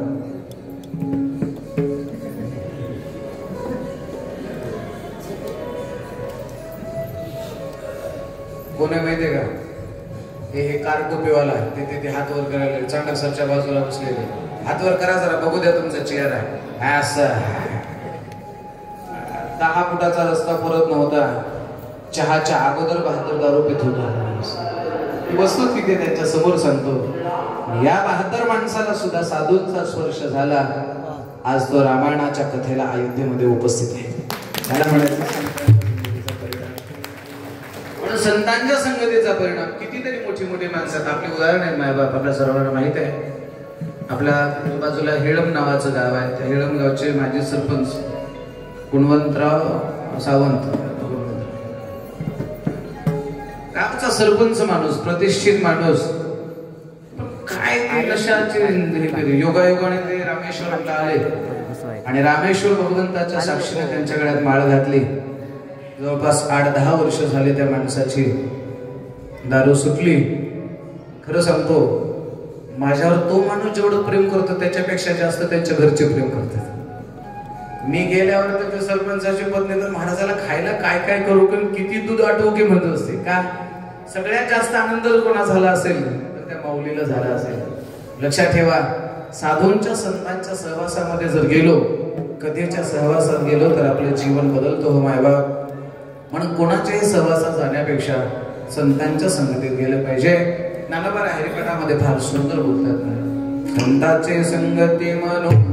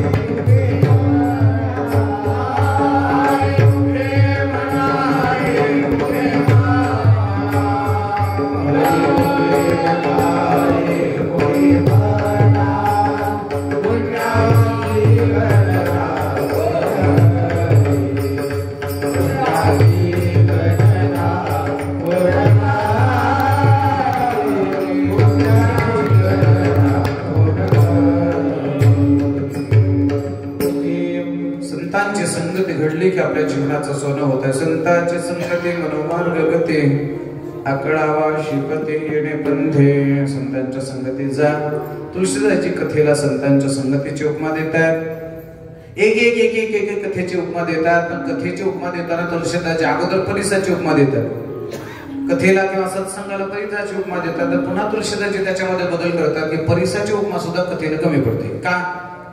परीस हे लोखंडाला सोनं करतं, परीस पण लोखंडाला परीस मात्र करत नाही. लोखंडाला सोनं करतं म्हणजे सोनं होण्याची ताकद आहे, पण परीस मात्र लोखंडाला स्वतः परीस कधी करत नाही. पण संत मात्र लोकांना आपल्यासारखे संत बनवतात. म्हणून परीसाची उपमा सुद्धा कमी आहे. आपल्याला प्रमाण सुद्धा पाठ आहे, तरी ते तात्काळ आपल्यासारखंच बनवण्याचा प्रयत्न करतात. लक्षात ठेवा, अशी ही सुंदर असणारी पवित्र असणारी कथा कुणी सांगितली तर भगवान शिवजींनी सांगितली. कोणाला सांगितली तर माता पार्वतीला सांगितले. का सांगितली, कशी सांगितली, कुठे सांगितली याचं थोडंसं वर्णन आपल्याला करायचं आहे. ऐका, कोण आहे भगवान शिवजी आणि ही कथा मुळात अगोदर कुणी सांगितली. ह्या कथेची मोठी परंपरा आहे. कथा ही मुळात पहिल्यांदा सांगितली भगवान शिवजीने माता पार्वतीला. दुसरी सांगितली याज्ञवल्क्य ऋषींनी माता गुरु भारद्वाज याज्ञवल्क्य आणि भारद्वाज यांच्यातला संवाद आहे. त्यानंतरचा संवाद आहे तुळशीदासजी आणि त्यांच्यामधला, आणि नंतरचा संवाद आहे तुमच्या आणि माझ्यामधला. सर्वात पहिल्यांदा रामायणाची कथा ही भगवान महादेवाने पार्वतीला सांगितली. म्हणून पुन्हा एक गोष्ट लक्षात ठेवा, रामायणामध्ये सांगणारा वक्ता, सांगणारा कुणी कथाकार असू द्या, तो महादेवा समान असावा. आणि माझ्या समोर बसलेला प्रत्येक व्यक्ती आम्ही पार्वती समान समजण्याचा प्रयत्न करतो. इथे प्रत्येक व्यक्ती पार्वती सारखी. फक्त एक लक्षात असू द्या, सांगणारा वक्ता, कथाकार असं म्हणायचं नाही की प्रशांत महाराजाची कथा आहे. अजिबात नाही. कथा तर रामाची. आमची काय कथा आहे, आमचं काय कथा आहे, कोण सांगणार आहे? ही कथा रामाची आहे. ऐकणारा श्रोता हा माता पार्वती आहे. का बरं पार्वतीला सांगितली, कशासाठी सांगितली, त्याची कथा आपल्याला सर्वांना सांगतो. ऐका. सृष्टी उत्पत्ती झाली, नंतर मनु आणि शत्रुपांचा जन्म झाला. मनु आणि शत्रुपांना 2 पुत्र आहेत आणि 3 कन्या आहेत. एका पुत्राचं नाव आहे प्रियव्रत, दुसऱ्या पुत्राचं नाव आहे उत्तानपाद. 3 कन्या आहेत. एका कन्याचं नाव आहे आकुती, दुसरी आहे प्रसूती आणि तिसरी आहे देवहूती. नाव लक्षात ठेवा. चला, 3 पुत्र आहेत. एका पुत्राचं नाव आहे प्रियव्रत, दुसऱ्याचं नाव आहे उत्तानपाद आणि 3 कन्या आहेत आकुती, प्रसूती आणि देवहूती. प्रियव्रत कोणाला म्हणावं? प्रियव्रत या शब्दाचा अर्थ असा आहे, त्याचा विग्रह करा म्हणजे अर्थ कळेल. प्रिय अधिक व्रत, ज्याला व्रत प्रिय आहे तो प्रियव्रत आहे. आणि उत्तानपाद कोणाला म्हणायचं? उत्तानपाद या शब्दाचा अर्थ आहे, उत्तान म्हणजे वर, पाद म्हणजे पाय. आपल्या सर्वांचे पाय वर आहेत का खाली आहेत? बोला ना, खाली आहे. पण उत्तानपाद कोणाला म्हणायचं? ज्याचे पाय वर आहेत. उत्तानपाद या शब्दाचा सरळ साधा अर्थ सांगू का? सरळ साधा आमच्या आजीच्या भाषेमध्ये अर्थ सांगतो. उत्तानपाद म्हणजे उतान्या पायाचं. कळलं ना? एखादा माणूस असं माजल्यासारखा, माताळल्यासारखा जर करत असेल तर एखाद्या आजी म्हणजे महाराज असंच आहे उतान्या पायाचं, कधी पालतं पडतं कोणास ठाऊक. लक्षात ठेवा, उतानी झालेली माणसं कधी ना कधी पालती पडत असतात, ही गोष्ट लक्षात ठेवा. कुठल्याही क्षेत्रामध्ये असू द्या, उन्मत्त झालेला जीव एक दिवस पालथा होत असतो, हे सृष्टीचं चक्र ठरलेलं आहे. आणखीन आपल्या भाषेत सांगू का? प्रियव्रत कोणाला म्हणायचं? उत्तानपाद कोणाला म्हणायचं? एका घरामध्ये 2 भाऊ असतात महाराज, 2 भाऊ. आणि एक भाऊ एकादशी आली की सकाळपासून उपवास करतो, आज मला एकादशी आहे, मला भजन करायचंय, मला चांगलं करायचंय. दुसरं एकादशी आली की नेमकं बायकोला म्हणते भजे तळून दे. म्हणजे ज्याला एकादशीचं व्रत प्रिय आहे त्याला म्हणायचं प्रियव्रत. ज्याला एकादशी दिवशी कांद्याचे भजे तळून खावे वाटतात त्याला म्हणायचं उत्तानपाद. बरोबर आहे का? एकाच घरात 2 मुलं असतील, दोन्ही पोरं असतील, तर एक धर्माला मानणारा असतो आणि एक धर्माला विरोध करणारा असतो. आता काय भाऊसाहेबांची पुण्य आहे माहित नाही, तुमच्या घरातली तिघही मात्र देवाला आणि धर्माला मानणारे आहेत. त्यांच्यात सगळी माणसं, सगळी सगळी पुत्र जे आहे 4-5 जण, सगळी माणसं. आता हे 3 जण जरा नेहमी इथं परिचयाचे असल्यामुळे ते थोडे आठवत नाही. म्हणजे काय भाऊसाहेबांची पुण्य आहे माहित नाही. जेवढे दादांचे धर्मावर शब्द आहेत तेवढेच आमच्या शंकर पाटलांचे आहे. हे सगळी जी मंडळी आहे, म्हणजे 4-5 भाऊ असताना सुद्धा ही सगळी मंडळी प्रेमाने धर्माला मानणारे आहेत. पण बऱ्याच घरामध्ये असं पाहायला सापडतं, एक भाऊ देवदेव करणारा असतो तर दुसरा विरोध करणारा असतो. कधी कधी तर नवरा बायको मध्ये सुद्धा असं असतं की नवरा देवदेव करणारा, बायको भजनाला गेलो असते बघते तुझी. काही घरामध्ये अशी पुण्य असते मायबाप. प्रियव्रत व्रताला मानणारा आहे आणि उत्तानपाद हा उन्मत्त आहे. उत्तानपादाच्या वंशामधली परंपरा आपल्या सर्वांना माहिती आहे. उत्तानपादाला 2 पत्नी, एक सुरुची, दुसरी सुनीती. सुरुचीला एक पुत्र आहे, त्याचं नाव उत्तम. सुनीतीला एक पुत्र आहे ध्रुव. ही सगळी ध्रुव चरित्राची कथा आपल्या सर्वांना माहिती आहे. प्रियव्रताच्या वंशामध्ये अग्नेंद्र झाले, अग्नेंद्राच्या वंशामध्ये नभ झाले, नभाच्या वंशामध्ये नाभाग झाले, नाभागाच्या वंशामध्ये वृषभान झाले. ही वंश परंपरा आहे. इकडे 3 मुली आहेत. 3 मुलीपैकी पहिली मुलगी आहे आकुती. या आकुतीचा विवाह झाला रुचिशी नावाच्या ऋषीसोबत. दुसरी मुलगी आहे प्रसूती. या प्रसूतीचा विवाह झाला दक्ष प्रजापती सोबत. दक्ष प्रजापती हे हरिद्वारचे राजे आहेत आणि हरिद्वारला हरिकी पौडी म्हणतात. हरिकी पौडी म्हणजे देवाचं पहिलं पाऊल, पहिला पाय जर मृत्यू लोकांमध्ये कुठे ठेवला असेल तर ते हरिद्वारला त्या ठिकाणचं नाव आहे हरिकी पौडी. म्हणून आपण ज्यावेळेला केदारनाथ बद्रीनाथला जातो त्यावेळेला हरिद्वार पासून आपला प्रवास पुढे सुरू होतो. हरिद्वार ऋषिकेश गंगेच्या काठावरती अतिशय महत्वाची ठिकाण आहे. आकुतीचा विवाह म्हणून आपण हरिद्वारला गेल्यानंतर दक्ष प्रजापतीचं सुद्धा दर्शन करतो. फार सुंदर मंदिर आहे. हरिद्वारचा राजा आहे दक्ष प्रजापती आणि या दक्षासोबत या प्रसूतीचा विवाह झाला आणि दक्ष प्रजापती आणि प्रसूती यांच्या पोटी जन्माला आलेली कन्या आहे, तिचं नाव होतं सती. आणि या सतीचा विवाह भगवान शंकरासोबत लावण्यात आला. केव्हा ठरला? म्हणजे महादेवाची पत्नी ही सती आहे. एके दिवशी दक्ष प्रजापतीने हरिद्वार या नगरीमध्ये सुंदर अशा यज्ञाचं आयोजन केलं आणि यज्ञाचं आयोजन केल्याच्या नंतर त्या यज्ञाला अनेक देवदेवतांना बोलावलं. सर्वांना बोलावलं. सर्व पाहुणे मंडळी देवदेवता आले. सर्वजण असं समोर बसलेले होते. दक्ष प्रजापती व्यासपीठावर आले. त्याच्यामध्ये जावई बापू सुद्धा होते, म्हणजे शिवजी सुद्धा होते. दक्ष प्रजापती जेव्हा व्यासपीठावर आले आणि व्यासपीठावर आल्यानंतर समोरची सगळी माणसं होती ती जाग्यावर उठून उभी राहिली. आपल्यापेक्षा ज्येष्ठ माणूस जेव्हा आपल्यामध्ये येतो त्यावेळेला त्यांचं उठून स्वागत करावं हा नियम आहे. शाळेमध्ये विद्यार्थी बसलेले असतात पण गुरुजी जेव्हा वर्गात येतात त्यावेळेला त्यांचं स्वागत करतात. ते शिकवणारे आहेत. बऱ्याच ठिकाणी कथाकार सुद्धा व्यासपीठावर आल्याच्या नंतर बरीच श्रोते मंडळी उभी राहण्याची त्यांचं स्वागत करण्याची पद्धत आहे. सर्वजण जागेवर उठून उभे राहिले सर्वजण. पण रामचंद्र भगवान शिवजी मात्र भजन करता करता आपल्याच आनंदात राहिले. भजन चालू होतं त्यांचं आणि भजन चालू असताना सगळे उठून उभे राहिले पण महादेव मात्र बसलेले. सासरी बुवाने पाहिलं सगळे उठलेत पण माझा जावई उठला नाही. थोडस दक्ष प्रजापतीच्या लिपी मगाशी सांगितलं माणसाला मिळालं त्याच्या आनंदापेक्षा नाही मिळाल्याचं दुःख राहतं. एवढी हजारो माणसं माझं स्वागत करतायत पण माझा जावई मात्र माझ्या स्वागतासाठी उभं राहत नाही. दक्ष प्रजापती चिडले आणि रागाच्या भरामध्ये महादेवाची निंदा करायला लागले. काय बोलायला लागले? मसन वाट्यात राहतो, गळ्यात सर्प लटकवतो, अंगाला राग लावतो, काहीच खरं नाही, एवढा गर्व कशाला? महादेवजी शांत बसून आहेत.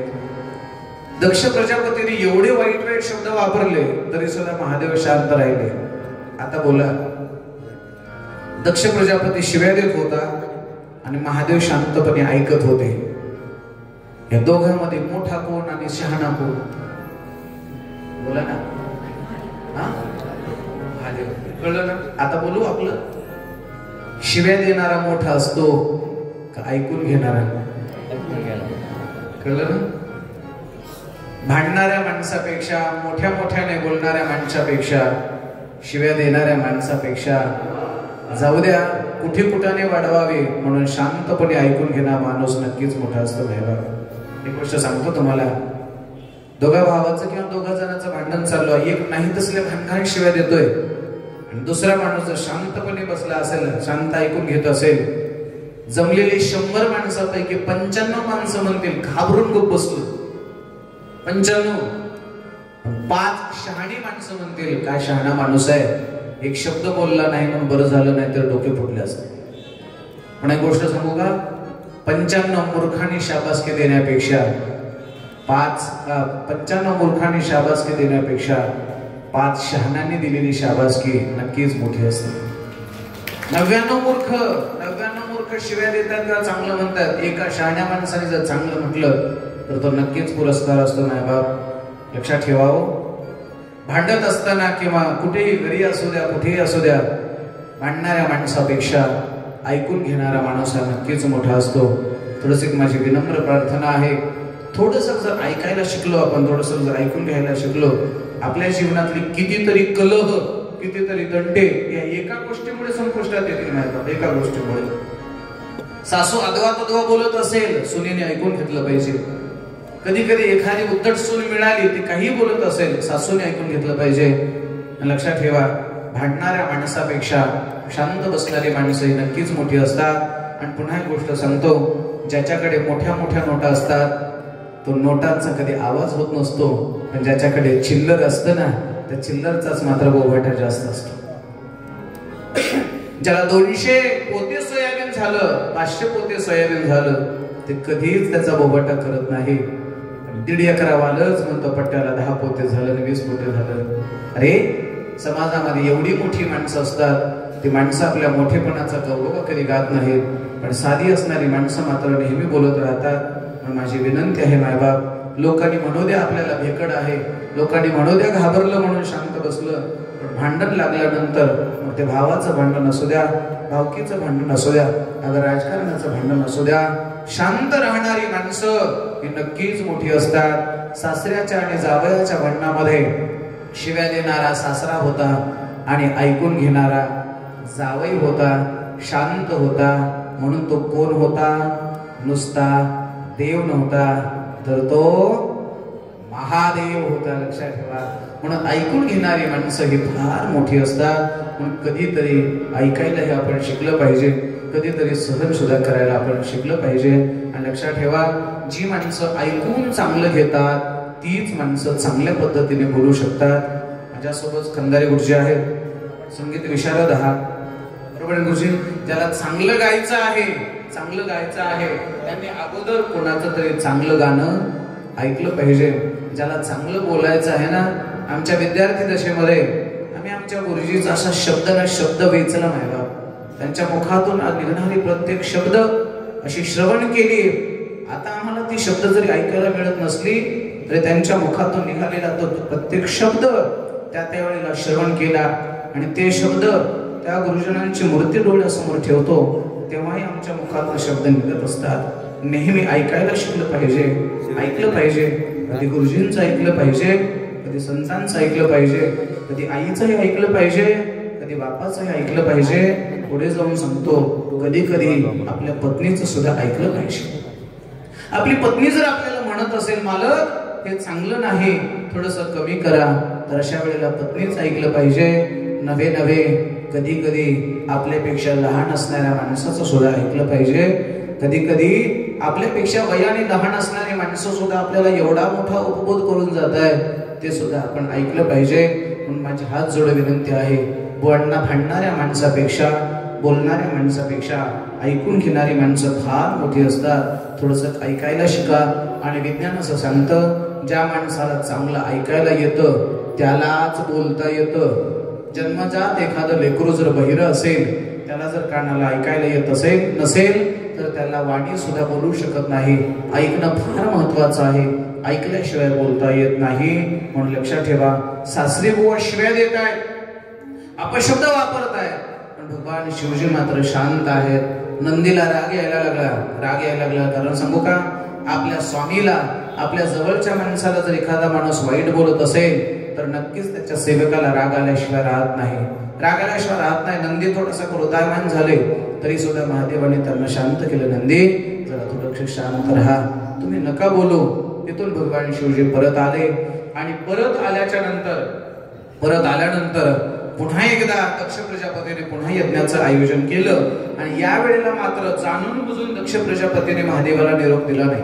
जाणून बुजून निरोप दिला नाही, मूळपत्रिका नाही, कार्यक्रमाचं निमंत्रण नाही. जाणून बुजून महादेवाला टाळलं आणि येणाऱ्या सर्व देवांना सांगितलं तुम्ही येत असताना मुद्दाम कैलास मार्गाने या, म्हणजे महादेवाच्या रस्त्याने या. महादेवाला कळलं पाहिजे त्या रस्त्याने आल्यानंतर सासरवाडीला कार्यक्रम आहे पण तुम्हाला बोलावलं नाही. सर्व देवदेवता येत होते आणि येत असताना कैलास मार्गाने येत असताना योगायोगाने आमची सती एका बागेमध्ये फुलं तोडत होती. फुलं तोडत असताना आकाशातून जाणारं एक विमान, त्या विमानातून पाहिलं की सती मात्र इथेच आहे. विमानातल्या देवी देवतांना संशय आला, बापाच्या घरी कार्यक्रम, एक दिवसावर कार्यक्रम आला, पोरगी जर त्या कार्यक्रमात नसेल तर आपली तारीख तर चुकली नसेल किंवा आपली वेळ तर नोंद घ्यायची चुकली नसेल. त्याने विमान खाली उतरवलं आणि विमान खाली उतरवलं त्या सतीला विचारलं, काय सती, तुझ्या वडिलांच्या घरी एवढा मोठा कार्यक्रम आहे आणि तू मात्र आणखीन कार्यक्रमाला गेली नाहीस. सतीच्या डोक्यात प्रकाश पडला, बापाने कार्यक्रम ठेवलाय पण आपल्याला बोलावलं नाही. आता सतीच्या मनासमोर प्रश्न पडला, नाही बोलावलं म्हणावं तर बापाची इज्जत जाते आणि बोलावलं म्हणावं आणि तरी मोठं अवघड आहे. मग सती आपल्या बापाची वकिली करायला लागते. सती त्या देवाला सांगते, माझे बाबा कामाच्या व्यापामध्ये सतत व्यस्त असतात, सतत मग्न असतात, त्यांना थोडासा वेळ मिळत नाही, म्हणून माझे बाबा मला अगोदर निमंत्रण पाठवत नाही. आता तुम्ही चला पुढे, मुराळी गाडी सोबतच बाबा पाठवतायत, मी लगेच येणार आहे. म्हणजे बघा, सासरच्या माणसाकडे बापाची वकिली करत असते आणि माहेरला आलं की मालकाची वकिली करत असते. दोन्ही बाजूंची वकिली करण्याची प्रमुख भूमिका आमच्या स्त्रियांच्या जीवनात असते. हो माय बाप, बघा तुम्ही, सासरला आलं की नवरा नाव ठेवतो बायकोला, काय लग्न केलं, मंडप चांगला नव्हता, वरूनच पातळ झालं होतं, मट्टाच नव्हता. मग ते मुलगी आपल्या मालकाला सांगते, मालक माझ्या बापाला लग्नाची खूप हौस होती हो, पण ऊस गेला नाही, बिल निघाल नाही, जरा माझे वडील अडचणीत आहेत म्हणून त्यांनी थोडं लग्न व्यवस्थित केलं नाही, समजून घ्या ना माझ्या बाबाला. म्हणजे बापाची बाजू मांडतोय. आणि माहेरला आल्यानंतर माहेरची माणसं बोलायला लागतात पोरीला, काय तुझा नवरा, काय त्याची मित्रमंडळी, 12:30चं लग्न 3:30ला लावलं. म्हणजे नको ते नाव ठेवत असताना ती मुलगी बापा मालकाची वकील करायला लागते. आणि ती म्हणते, नाही हो, माझे स्वामी तसे नाहीयेत, माझे मालक तसे नाही, खूप सज्जन आहेत, फक्त जरा मित्रमंडळीमुळे त्यावेळेचा घोळ झाला. म्हणजे बघा, इकडे गेलं की मालकाची वकिली आणि इकडे आलं की बापाची वकिली, दोन्हीकडच्या बाजू मांडण्याची फार मोठी भूमिका आमच्या स्त्रियांच्या जीवनात असते. म्हणून माझी हात जोडून विनंती आहे, तुमच्या घरी जर एखादी नववधू आली, माहेरमध्ये कमी जास्त असेल, झालं असेल तिच्या बापाकडनं कधी हलका कपडा घेण्यात आला असेल, कमी जास्त झालं असेल तर तिच्या बापाला कधी दूषण देऊ नका.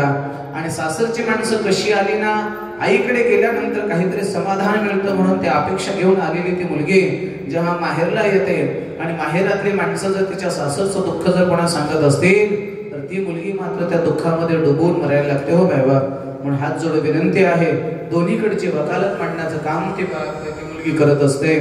आता पार्वती सती माता भगवान शिवजीकडे जाते आणि शिवजीकडे जाऊन शिवजींना वंदना करते, म्हणते प्रभूंना, प्रभू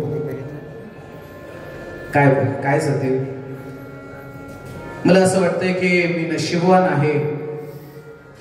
शिवजींना वाटलं काय झालं, काय काय नशीब आहे तुझं, तुमच्यासारखा मालक, तुमच्यासारखा स्वामी मला भेटला, माझ्यासारखी नशीबवान मीच. आणि खरं सांगू का, काय आदल्या जन्माचं पुण्य असेल कोणास ठाऊक, मला तुम्ही मिळालात. तुमच्या पाया पडतो. माझ्यासमोर बसलेल्या सर्व माता मौल्यांना विनंती आहे, दिवसातून 2दा तरी हे वाक्य आपल्या मालकाला बोलत जा, बोलत जा. म्हटलं पाहिजे काय पुण्य केली, माझ्या जीवनात असा नारायणासारखा जोडा मिळाला, असं म्हटलं पाहिजे. पण तुमचं ठरलेलं वाक्य असते, काय पाप केलं कोणास ठाऊक, माझ्या नशिबात पडलं, मग तिथे तो फटके महाराज.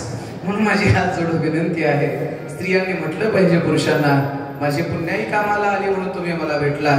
आणि पुरुषांनाही माझी हात जोडून विनंती आहे, दिवसातून एकदा तरी म्हटलं पाहिजे, म्हटलं पाहिजे बघा गणेश महाराज, म्हटलं पाहिजे. आता तुम्ही सोबत आणले म्हणून तुम्हाला म्हणतोय मी, म्हटलं पाहिजे बरं, मला अशी परमार्थी पत्नी मिळाली, माझं नशीब आहे, म्हटलं पाहिजे. तुमच्या पाया पडतो पुरुष मंडळी बरं का, बायकोला थोडस गोड बोला. पुढचं एक वाक्य सांगतो, 4 दिवसातून एकदा तिच्या माहेरचं असं तोंड भरून कौतुक करा. तिला म्हटलं पाहिजे, काय माझा सासरा महादेवासारखा उदार आहे असं म्हटलं पाहिजे. काय माझा सासरा, काय माझा सासरा असं म्हटलं पाहिजे. काय माझा सासरा महादेवासारखा आहे असं म्हटलं पाहिजे. माझी सासू तर काय साक्षात परम सासू तर साक्षात पार्वती माता आहे असंही म्हटलं पाहिजे. माझा मेहना तर काय वाघासारखा आहे असं म्हटलं पाहिजे. असं जर तुम्ही वर्णन केलं तर तुम्हाला नाही शेवयाचा भात तूप टाकून मिळाला तर मग मला विचारा. असं वर्णन केलं पाहिजे, मायबाप वर्णन केलं पाहिजे. पण तुम्ही तसं करत नाही. सारखं ठरलेलं असतं तुमचं, तुझी थेरडी आणि तुझं थेरड, म्हणते काय शिड्या भाकरी. म्हणून माझी विनंती आहे, हो मायबाप, एकदा तरी आपल्या पत्नीचं सुद्धा तोंड भरून कौतुक केलं पाहिजे. मला इकडचं माहित नाही, आपल्याकडे बघा लातूरकडचं माहित नाही, जालना जिल्ह्यामध्ये, जालना जिल्ह्यामध्ये आपल्या पत्नीला बायको म्हणत नाहीत. आपल्याकडे लातूर जिल्ह्यामध्ये समजा आपण आलो आणि घरी जर त्यांची पत्नी नसेल तर काय म्हणतात, आमची शेतात गेली असेल तर कोण बाहेर गेली म्हणतात, आमची. बोला ना, तुम्ही काय संन्याशी आहेत का, सांगा ना काहीतरी. आमची, आमची बायको बाहेर गेली. आणखी काय काय शब्द आहेत, मालकीन, आणखीन पाटलीन, आणखीन आणखीन आमची ती बाहेर गेली. आणखीन आमचं खटलं, खटलं कारभारी. एका ठिकाणी तर मला एक शब्द वेगळाच ऐकायला, महाराज मला पंगत करावी वाटते पण आमचं येटन धड नाही म्हणतात. कुठंतरी काहीतरी थोडस शब्द वापरले पाहिजे. आता आपण जर जालना जिल्ह्यात जर गेलो ना, जालना जिल्ह्यात ती माणसं आपल्या पत्नीला बायको म्हणत नाहीत. ती माणसं म्हणतात, महाराज आमची लक्ष्मी शेतात गेली, आमची लक्ष्मी गावाला गेली. म्हणजे बायकोला लक्ष्मी म्हणण्याची पद्धत चांगली आहे बरं का. तुमच्या पाया पडतो बसलेली माणसं, बरं का बरं का बरं का भाऊजी, बरं का सगळं जायचं. लक्ष्मी नाही म्हटलं तर म्हटलं पाहिजे आमची देवी म्हटलं पाहिजे. मला काय फरक पडतो, पत्नीने पतीला सन्मान द्यावा, पतीनेही पत्नीला तेवढाच सन्मान दिला पाहिजे. आता पार्वती माता महादेवाला एवढं वर्णन करायला लागले, काय माझं नशीब आहे, मला माझ्या जीवनामध्ये असा पती मिळाला. याच्या पुढचं एक वाक्य सांगतो. बायको महादेवाच्या लक्षात आलं, बायको जेव्हा कामापेक्षा जास्त गोड बोलायला लागली समजायचं तिला माहेरला जायचंय. महादेवाच्या लक्षात आलं, याला काहीतरी पाहिजे. बघा तुम्ही, कधी गोड न बोलणारी माणसं जेव्हा कामापेक्षा जास्त गोड बोलायला लागली समजायचं त्यांना काहीतरी पाहिजे असतं. महादेवाने विचारलं, पण नेमकं तुमची इच्छा काय आहे. मग आता सती माता हळूच प्रभूला बोलायला लागली, प्रभू तुम्हाला माहिती आहे का. काय, वडिलांकडे खूप मोठा कार्यक्रम आहे. वडिलांकडे खूप मोठा कार्यक्रम आहे, बरोबर आहे अथर्व? खूप मोठा कार्यक्रम आहे, बरोबर आहे की? हा. आणि त्या कार्यक्रमामध्ये आपण गेलं पाहिजे ना. पण महादेवाने सांगितलं पार्वतीला, हे पार्वती, जहां हमारा सम्मान नहीं होता, अथर्व म्हणायचंय ना, जिस घर में जहां हमारा सम्मान नहीं होता, हे बघ, जिथे आपला आदर होत नाही तिथे आपण कधी जायचं नाही, बरं का? जायचं नाही. जिथे आपला सन्मान नाही ते घर कितीही जवळचं असू द्या, नाही जायचं आपण. जिस घर में आदर मान नहीं उस घर में जाना चाहिए. जिस घर में आदर मान नहीं उस घर में जाना चाहिए. जिस घर पर आदर मान नहीं उस घर में जाना चाहिए. चाहे बेटा जितना अच्छा हो उसे सिर पर चढ़ाना चाहिए. चाहे बेटा जितना अच्छा हो उसे सिर पे बिठाना चाहिए. जिस घर में आदर मान नहीं उस घर में जाना. जिस घर में आदर मान नहीं उस घर में जाना. जिस घर पर आदर मान नहीं उस घर पे जाना चाहिए. जिस घर पर आदर मान नहीं उस घर पे जाना चाहिए. चाहे बेटी जितनी अच्छी हो उसे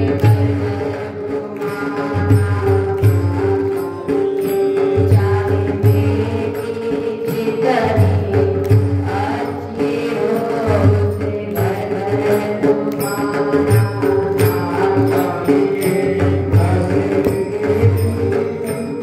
उसे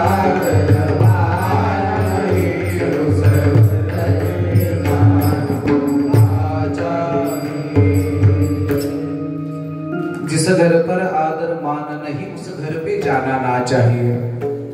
जिथे आपला आदर नाही, जिथे आपला मान नाही तिथे कधी जायचं नाही. लक्षात ठेवा, एखादा माणूस फार श्रीमंत आहे, पैसा ठेवायला जागा नाही, आणि आपण गेल्यानंतर तो आपल्याला रामराम जर करत नसेल तर त्याचा पैसा काय जाळायचा का, काय करायचं? याच्या उलट एखादा गरीब माणूस आहे पण आपल्यावर जर मनातून प्रेम करत असेल, आल्याबरोबर जर आपलं स्वागत करत असेल, तेवढा जिव्हाळा जर तो आपल्याला देत असेल,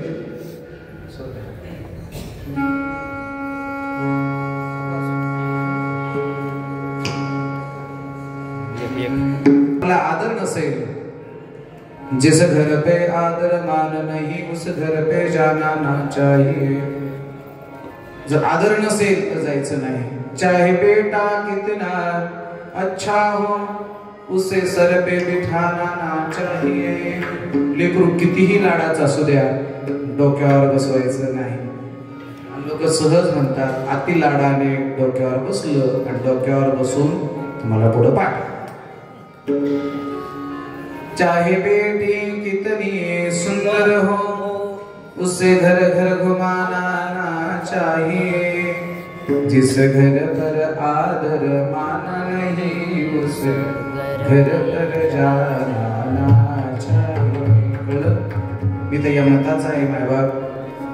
फार श्रीमंताच्या लग्नात जर तुम्ही गेलात, श्रीमंत माणसाच्या लग्नात गेलात, तर लग्नाला गेल्यानंतर ती श्रीमंत माणसं फेटे बांधून दरवाजात उभे असतात आणि फक्त आलेल्या माणसाला म्हणतात, राम राम, गिळा पळा, याच्यापेक्षा काही नाही. पण एखाद्या गरीबाच्या लग्नामध्ये अशी मोठी माणसं जेव्हा जातात ना, गरीबाला एवढा आनंद होतो, एवढा आनंद होतो. तो कडकडून मिठी मारतो, हाताला धरतो, नवरा नवरीच्या जवळ नेतो, नवरदेवाला पोरीला सांगतो पाया पड, आज फार मोठी माणसं आलीत माझ्या लग्नात, जेवणाचा आग्रह करतो, समोर बसतो, अगदी हाताने तोंडात घालण्याची तयारी. मायबा प्रेम अनुभवायचं असेल तर गरीबाकडे जा. फार श्रीमंत माणूस आहे, पैशावाला माणूस आहे, आणि तो जर आपली कदर करत नसेल, आपला आदर करत असेल तर नाही जायचं. जिस घर पर आदर मान नहीं उस घर पर जाना ना चाहिए. चाहे बेटी कितनी सुंदर हो उस घर घर घुमाना ना चाहिए. जिस घर पर आदर मान नहीं उस घर पर जाना चाहिए. भगवान शिवजी सांगतात सतीला, सती सासरवाडी आहे, माहितीये मला, माझा सासरा फार श्रीमंत आहे, पण त्या सासऱ्याने जर माझा अपमान केला असेल तर मी आता जाणार नाही, आणि मला असं वाटतंय तू जाऊ नये. पुन्हा सती माता बोलायला लागले, प्रभू माहेरचं प्रेम काय असतं हे तुम्हाला काय माहिती, याच्यासाठी स्त्री व्हावं लागतंय. असं करा ना प्रभू, तुम्हाला जर यायला जमतच नसेल, तुमचा जर अहंकार थोडासा काही दुखावला जात असेल, तर मग मी जाऊ. भगवान शिवजी काय म्हणले माहितीये का, मला असं वाटतंय तू जाऊ नये, शेवटी तुझी मर्जी. आणि लक्षात ठेवा, मालकाचा शब्द ओलांडला किंवा मालकाचा शब्द मोडला की स्त्रीच्या जीवनात कधी सुख येत नाही. शास्त्र असं सांगतं, मुलीवर बापाचा अधिकार 100%, कुठपर्यंत, विवाह होईपर्यंत. आणि विवाह झाल्यानंतर मुलीवरचा बापाचा अधिकार संपतो, तो अधिकार तिच्या पतीकडे जात असतो. बाप म्हणत असेल पोरीला दिवाळीला ये, मालक म्हणत असेल जाऊ नको, बापाची आज्ञा मोडा, मालकाची आज्ञा पाळा, तुमचा संसार सुखाचा होईल. सास ससुर गुरु सेवा करे, पती रुख लागे मनो अनुसरे हो, मंगल भवन मंगल हारी. तुळशीदासजी लिहितायत, ज्यावेळेला सीता मातेचा विवाह झाला आणि नांदायला जात असताना सुनैना मातेने सीता मातेला सांगितलं, सास ससुर गुरु सेवा कर, सासू सासऱ्याची सेवा कर. आणि पुढे सासूची सासऱ्याची गुरुची सेवा कर. पती रुख लागे मनो अनुसरे हो, मालकाचा रोख पाहून वाग, तुझा संसार सुखाचा होईल. जी स्त्री मालकाचा रोख पाहून वागते ना, तिच्या जीवनामध्ये सुखच मिळतं. काय रोख पाहून वागता आलं पाहिजे. बाहेरून आलेला आपला पती टेन्शन मध्ये आलाय का आनंदात आलाय, त्याचा रोख बाईला कळला पाहिजे. नाहीतर होतं काय, नेमकं ते काहीतरी बाहेर खटके उडालेले असतात आणि आल्याबरोबर हे काहीतरी म्हणले की ते सगळा राग तुमच्या पाठीवर बसतो.